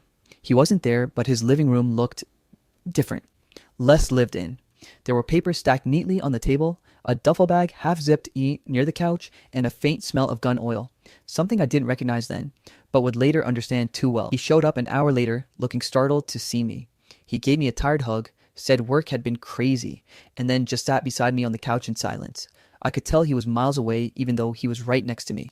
I tried to make him laugh, to pull him out of whatever fog he was in, but he only smiled weakly and stared at the TV without really seeing it. When I left that night, I walked home with this heavy ache in my chest, the kind that comes from missing someone who's sitting right next to you. That feeling didn't go away. It only got stronger over the next few weeks. Every time I saw him, I noticed something new. A scar on his wrist, a small cut on his cheek, the way his eyes darted toward windows when we talked like he was watching for photo for something. And then one night, it hit me like a freight train. I wasn't just worried about him because he was my best friend. I was worried because I loved him. I don't even know when it happened. Maybe it was all those late night drives, or the way he remembered every stupid little thing about me, or how his voice could calm me down when nothing else could. But once I admitted it to myself, it felt like the world shifted. Suddenly, every memory had a new weight. Every joke had a hidden layer, and every look lingered a little too long. I tried to ignore it. I really did. I told myself it was just loneliness or nostalgia, or maybe just my brain trying to find meaning in something familiar. But then came that night in the rain. It was around midnight when my phone rang. It was John, saying he needed help. His voice was sharp, urgent, like he was in trouble. I ran to him without thinking. When I found him, he was sitting in his car on an empty street, drenched, shaking, his hands gripping the steering wheel so tightly his knuckles were white. I climbed in beside him and asked what happened. He just stared straight ahead and said, "I messed up, Sam." I reached for his hand and he flinched like my touch burned him. That scared me more than anything. He finally looked at me, and for the first time in my life, I saw fear in his eyes. Not the kind that comes from danger, but the kind that comes from guilt. "You don't understand," he said softly. "You shouldn't be here." I wanted to ask what he meant, but the look on his face stopped me. So I sat there in silence until he finally said, "It's over now," and drove me home. That night, I couldn't sleep. Every time I closed my eyes, I saw his face, haunted, broken, like he was carrying something too heavy for one person. The next morning, I decided I couldn't keep pretending everything was fine. I went to his apartment, determined to get answers. He wasn't home, but his jacket was hanging by the door, soaked from the night before. Without really thinking, I reached into the pocket, maybe looking for a clue, a note, anything to explain what was happening to him. Instead, my fingers brushed against something cold and smooth. I pulled it out and my heart dropped into my stomach. It was a gun license, his name printed clearly across the top. I just stood there, staring at it, trying to make sense of what I was holding. John, my best friend, the guy who once spent hours helping me study for biology just so I wouldn't fail, the guy who stayed up all night when I got sick, who carried me home from that party when I twisted my ankle, had a gun license. I didn't even know he owned a gun. And in that moment, all those little signs, all those missed explanations, all that distance between us suddenly felt like pieces of a puzzle I wasn't sure I wanted to finish. My heart was pounding, my hands shaking, and for the first time since I'd known him, I realized I didn't really know who John Miller was anymore. And yet, even with that fear clawing at my chest, one truth hit harder than everything else combined. I loved him. God help me. I was completely, irreversibly in love with him. After finding that gun license, I told myself not to panic, that there had to be a logical explanation. John wasn't a criminal. He wasn't dangerous. He was John, my best friend, the guy who once cried watching Up and who'd rather adopt every stray cat in Seattle than hurt a soul. But the more I tried to convince myself, the heavier the lie felt sitting in my chest, pressing down until I could hardly breathe. I waited a whole day before asking him about it, rehearsing what to say in my head like a script I couldn't get right. When I finally worked up the courage, he was at his apartment fixing himself a coffee, and I just blurted it out. "Why do you have a gun license?" He froze mid-pour, the coffee overflowing onto the counter, his jaw tightening just slightly before he smiled that same easy, practiced smile and said, "Self-defense, Sam. Seattle's not exactly the safest place anymore." He said it so casually, so confidently that I almost believed him. Almost. But something in his voice didn't sound right, like the words were polished and used before, a cover story meant to sound reassuring. I wanted to dig deeper, to ask why he never told me, why his hands were shaking slightly as he reached for a towel, but the air between us felt like glass, too fragile to touch. After that, things got weird. John became restless, his eyes constantly scanning corners like he was expecting something to jump out. He'd get calls late at night, stepping outside to take them, whispering so low I could only catch fragments. No, not yet. Or, it's handled. I told myself it was work stress, that his job was maybe more serious than he let on, but deep down, that gnawing feeling of unease grew sharper. We still hung out sometimes, coffee runs, random drives, lazy evenings watching TV, but it wasn't the same. He laughed less, talked less, and I couldn't shake the feeling that he was watching me, even when his eyes weren't on me, like he was scared I'd see something I wasn't supposed to. Once, when we were walking through Pike Place Market, I caught him staring at a man across the street, his whole body going rigid until the guy disappeared into the crowd. I asked what was wrong, and he brushed it off, saying he thought he recognized someone from work. But his voice trembled, and that was when I started noticing the small details. The dark circles under his eyes, the slight limp when he walked, the faint scar near his temple that hadn't been there before. I tried to distract myself. I even went on a date with this guy named Eric, a software engineer I met through a friend. He was sweet, funny, and actually seemed interested in me, but the whole time I kept comparing him to John. When Eric reached across the table to hold my hand, I felt nothing, just a dull ache of guilt because I wished it were John instead. I laughed at Eric's jokes, nodded at his stories, but all I could think about was whether John was okay, whether he was home, whether he'd eaten. I left halfway through dessert, pretending I had a work emergency, and ended up sitting in my car outside John's building like some kind of stalker. His windows were dark and his car wasn't in the parking lot. That's when I noticed the time. 1:43 a.m. and something inside me twisted. Where was he? The next few days were worse. John kept dodging me, saying he was busy or out of town. His texts were shorter, colder. Every time I saw his name on my phone, my stomach flipped between relief and dread. Finally, one Friday night, I decided I couldn't take it anymore. I told myself I'd follow him, not because I didn't trust him, but because I needed to understand what was happening to the person who meant the most to me. When he left his apartment around 11 p.m., wearing that same black jacket and baseball cap he always did when he wanted to go unnoticed, I stayed far behind, my hands gripping the steering wheel so tight they hurt. He drove through downtown, past the docks, into the industrial side of Seattle where the streetlights were dim and the air smelled like rust and rain. He parked near an alley, got out, and disappeared into the shadows. I killed my engine and followed on foot, my heart thudding so loudly I swore it would give me away. From behind a dumpster, I watched as a black SUV pulled up. Two men got out, one tall, bald, wearing a leather jacket. The other shorter, face obscured by the brim of his cap. John approached them, his posture tense but calm. They talked quietly, and though I couldn't hear their words, the tone was enough. Sharp, clipped, like they were negotiating something dangerous. At one point, the taller man handed John a small envelope, and John gave a subtle nod before walking away. My brain was racing. What the hell was that? Drugs? Money? Information? I wanted to scream his name, to demand answers right then and there, but fear glued my feet to the ground. When he got back in his car and drove off, I followed him home again. This time, staying parked across the street until I saw his light flick on in the apartment. Then I just sat there in the dark, trying to breathe, realizing I didn't recognize the person I just followed. The next morning, I confronted him. I didn't plan to, but when he texted, "Want breakfast?" like nothing had happened, I couldn't pretend anymore. I went over, slammed his door behind me, and said, "I saw you last night." His face went pale instantly. He tried to laugh it off, saying, "You must have seen someone else," but my silence must have told him I wasn't buying it. Finally, his expression hardened, and he said quietly, "You don't understand, Sam." His voice broke a little when he added, "If I tell you, you'll never look at me the same again." That line hit like a gut punch, because part of me already didn't see him the same. I saw danger where there used to be safety, lies where there used to be honesty, and yet, even then, my heart still ached for him. I told him, "Then help me understand." But he just shook his head, his eyes dark and unreadable, and whispered, "You can't." Then he walked past me, out the door, leaving me standing there with a dozen questions burning holes in my chest. That night, I couldn't stop pacing my apartment. Every noise outside made me jump. Every text notification made my pulse race. Around midnight, I finally caved and went to his place again. The door was unlocked, which was unusual, and his living room was dimly lit. He wasn't there, but his jacket was draped over the back of the couch. I don't even know what I was looking for. Proof, reassurance, something. But when I picked up the jacket, I froze. There was blood on the sleeve. Not a lot, but enough to tell it wasn't old. My stomach dropped. I stared at the stains, at the dark red smears that looked too fresh, too real. My first instinct was to call him, but before I could, my phone buzzed. A message from John. "Don't come by, I'm fine. Please, Sam, just stay home tonight." And that was the moment the world tilted. Because how could I stay home when everything about him screamed that he was not fine? That was the night I realized whatever secret John was hiding.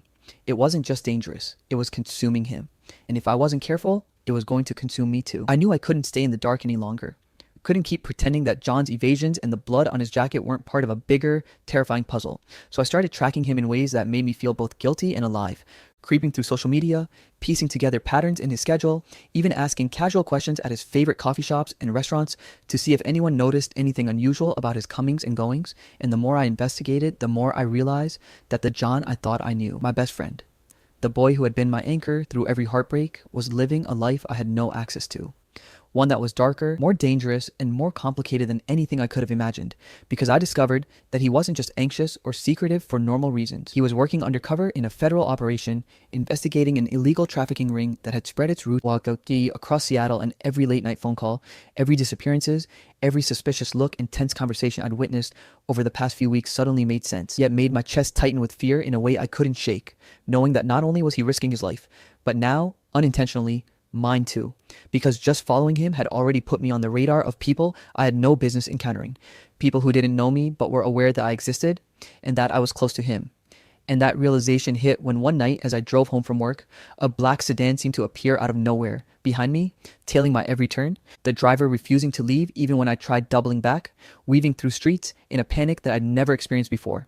Heart pounding in my chest like it might burst, hands gripping the steering wheel so tightly it hurt, until finally I managed to lose the car in an empty parking lot, only to come home to find my apartment door slightly ajar, the lock tampered with, and my stomach dropping so low it felt like I'd fallen through the floor, realizing John's enemies might already know who I was, and that whatever secret he had been carrying wasn't just his burden, it was ours, and there was no going back from it. That night, I sat in the darkness of my apartment, phone in hand, debating if I should call him, scream at him, or run away. But deep down, I knew I couldn't abandon him. Not after everything, not after the countless times he had been my lifeline. The boy who had shown me that loyalty and love sometimes exist in their purest forms without expectation or reward. And the next morning, I confronted him, words tumbling out in a mix of fear and frustration. Why didn't you tell me?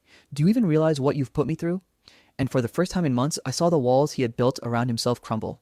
The stoic, unreadable John replaced by a man who was raw, vulnerable, and haunted, as he sank into a chair and revealed in fragments the truth, that he had joined the operation after his younger brother was killed by the same people he was now tracking, that every undercover assignment, every risk, every lie, every late-night disappearance had been part of a plan to avenge his brother and dismantle a network of criminals that had scarred his life irrevocably, and that the gun license, the paranoia, the fear, it wasn't because he wanted to hide from me out of mistrust. It was because he had to protect me, because even my knowledge of the truth could put me in danger. And as he spoke, his voice breaking at points, I felt a swell of emotions I couldn't separate. Anger at him for hiding something so monumental, fear for his life and mine, and an aching love that had been growing quietly but relentlessly since the day I realized he wasn't just my best friend.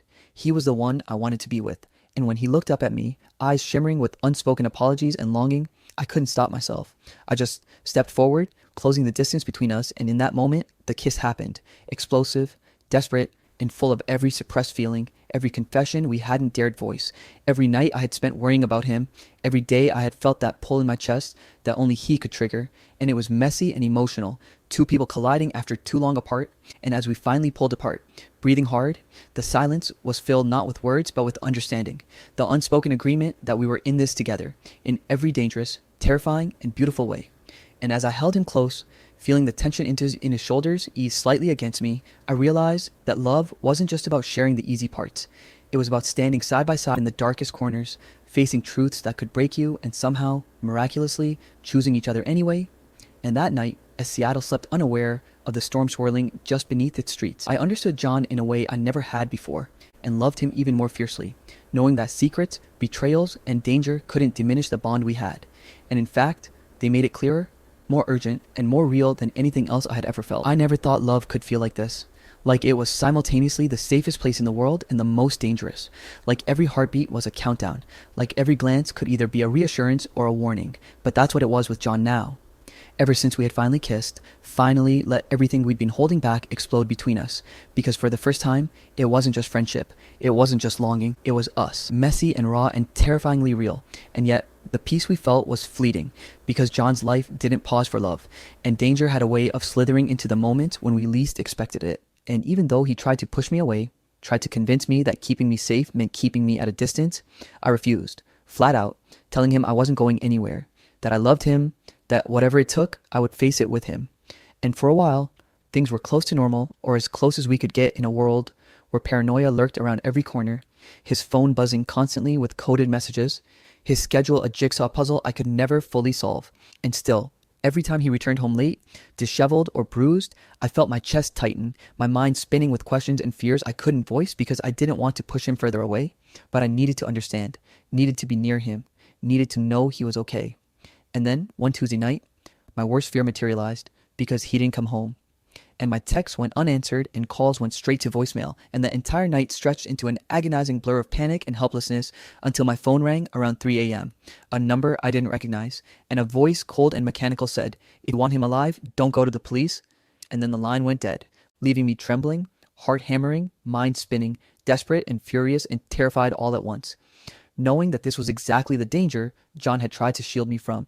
That the same people he'd been chasing, the same shadows that haunted his life, were now dragging me into the storm. And I wouldn't sit back. So I grabbed everything he had ever taught me. How to observe without being seen, how to track movements, how to read subtle patterns, his little hints about street corners, alleyways, and back roads, and I followed them, following coordinates scribbled hastily on scraps of paper, piecing together a path that led me through the rain-soaked streets of Seattle, past the docks, through abandoned warehouses, and into the kind of darkness that makes your chest ache and your teeth chatter, all while trying to keep my fear at bay, all while telling myself I could do this, that I had to, because John was alive somewhere, and he needed me to be smart, to be brave, to be him for him until I could get to him. And the world around me blurred into a series of sharp edges, rustling trash, dripping water, the hum of distant engines, until finally I reached a nondescript building with broken windows and the smell of rot and metal in the air. And I knew, without doubt, this was it, because the clues had all pointed here. Every breadcrumb John had unknowingly left, every detail I'd picked up over months, led to this.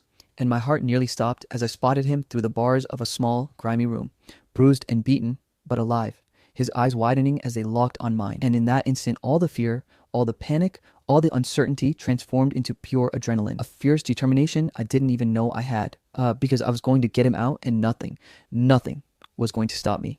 Not the thugs guarding the place, not the threats, not even my own shaking hands and racing heart. And so I attacked the situation with everything I had, distracting, dodging, improvising, and somehow, impossibly, through chaos, shouting, and sheer will, we escaped into the cold night, him leaning on me when he could, me guiding him when I had to, and when we finally made it to the abandoned cabin I had spotted earlier, hidden among dense pines and rain-soaked foliage, he sank into a chair, body shaking, eyes closed, and I collapsed beside him, clutching his hand and refusing to let go, heart pounding with a mix of relief, rage, and undiminished fear. And he finally spoke, voice low and broken. "Sam, I'm sorry for everything, for dragging you into this, for not telling you, for every time I thought I could protect you and failed.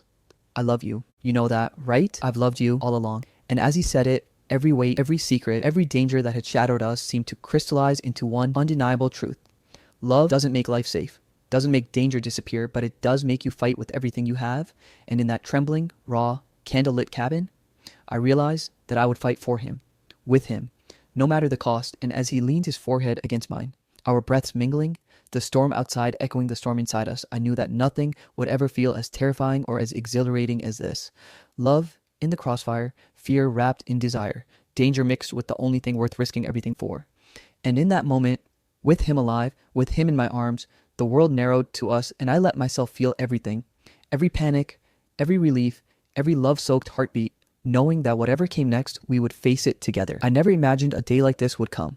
The day when the weight of months of fear, danger, and heartache finally lifted, just enough for me to breathe without feeling like the world might crush us at any moment, because John's operation was finally over, the criminals who had haunted every corner of our lives arrested, and for the first time in what felt like forever, the air didn't carry that metallic tang of danger, didn't make my chest tighten every time I heard a distant engine or footstep behind me. And as I watched him slowly recover, his bruises fading, his body regaining its strength, his smile returning in small, hesitant bursts, I realized how much had changed, not just around us, but within me, how trauma, fear, and love had fused together to create this strange, beautiful, unshakable bond nothing could undo. And as I sat beside him in the quiet of our apartment, sunlight filtering through the blinds, I thought about how I had fallen in love with the boy who had always been my anchor, the boy who had saved me in more ways than I could ever count, the boy I had almost lost to the darkness he carried so bravely on his own.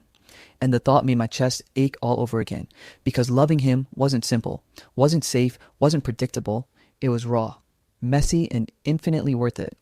And in that moment, I realized that we weren't going back to what we were before, because everything we had lived through had reshaped us, strengthened us, made us into partners who had seen both the beauty and the danger of love, who could now look at each other and understand that the scars we carried weren't shameful. They were proof of survival, of fighting side by side when the world tried to tear us apart. And with that understanding, I suggested we go back to the lake, the one we had visited so often as kids, the one where we had built forts, thrown rocks, and shared our secrets in whispers that only the water could hear, because there was something sacred about that place, something grounding, a symbol of who we had been and who we were becoming. And when we arrived, I found John sitting on the edge of the dock, sketchbook in hand, pencil moving deftly across the page as if capturing not just the scene, but the weight of all we had endured. And when he looked up and caught my gaze, his eyes softened, a genuine, unguarded smile spreading across his face, the kind that made the world feel lighter, and he said, quietly, almost reverently, "No more secrets." And I felt tears prick at the corners of my eyes because it wasn't just words, it was a promise. A declaration that we were finally free to be us without the shadows looming over every conversation and every touch. And I smiled back, letting the warmth of the sun hit my face, the lake glinting behind him, and I said, "Then no more goodbyes." Knowing that for the first time, that statement held more weight than any fear, any danger, any threat that had tried to claim us. And as we sat there, together, side by side, the world quiet around us, I reflected on how our story had been anything but ordinary, how every heartbeat, every risk, every tear and trembling hand had led us here to this fragile, perfect peace. And I realized that sometimes love isn't just about who makes your heart race or who gives you butterflies. Sometimes it's about who stands in the fire with you, who holds your hand when the world is falling apart, who fights not just for survival, but for the right to love without apology. And in that moment, with John beside me, pencil poised yet relaxed, eyes on me, full of everything we had survived together, I knew that all the pain, all the nights of terror, all the secrets and the lies and the close calls were worth it, because we had come through stronger, unbroken, and infinitely closer. And as I closed my eyes for a moment, feeling the breeze off the water and the warmth of his presence, I typed the final words of my Reddit post, hoping someone, somewhere, reading this would understand that love isn't just about joy or passion, it's about courage, loyalty, and the willingness to stand together when the world is at its cruelest. And I wrote, "Sometimes love isn't just about who makes your heart race. It's about who stands in the fire with you and still holds your hand when the world falls apart." Knowing that in our story, that sentence held every truth I had learned, every fear we had conquered, and every heartbeat we had shared. And I smiled because for once, truly, the fire had passed, and we were finally free to live, to love, and to heal together. The end.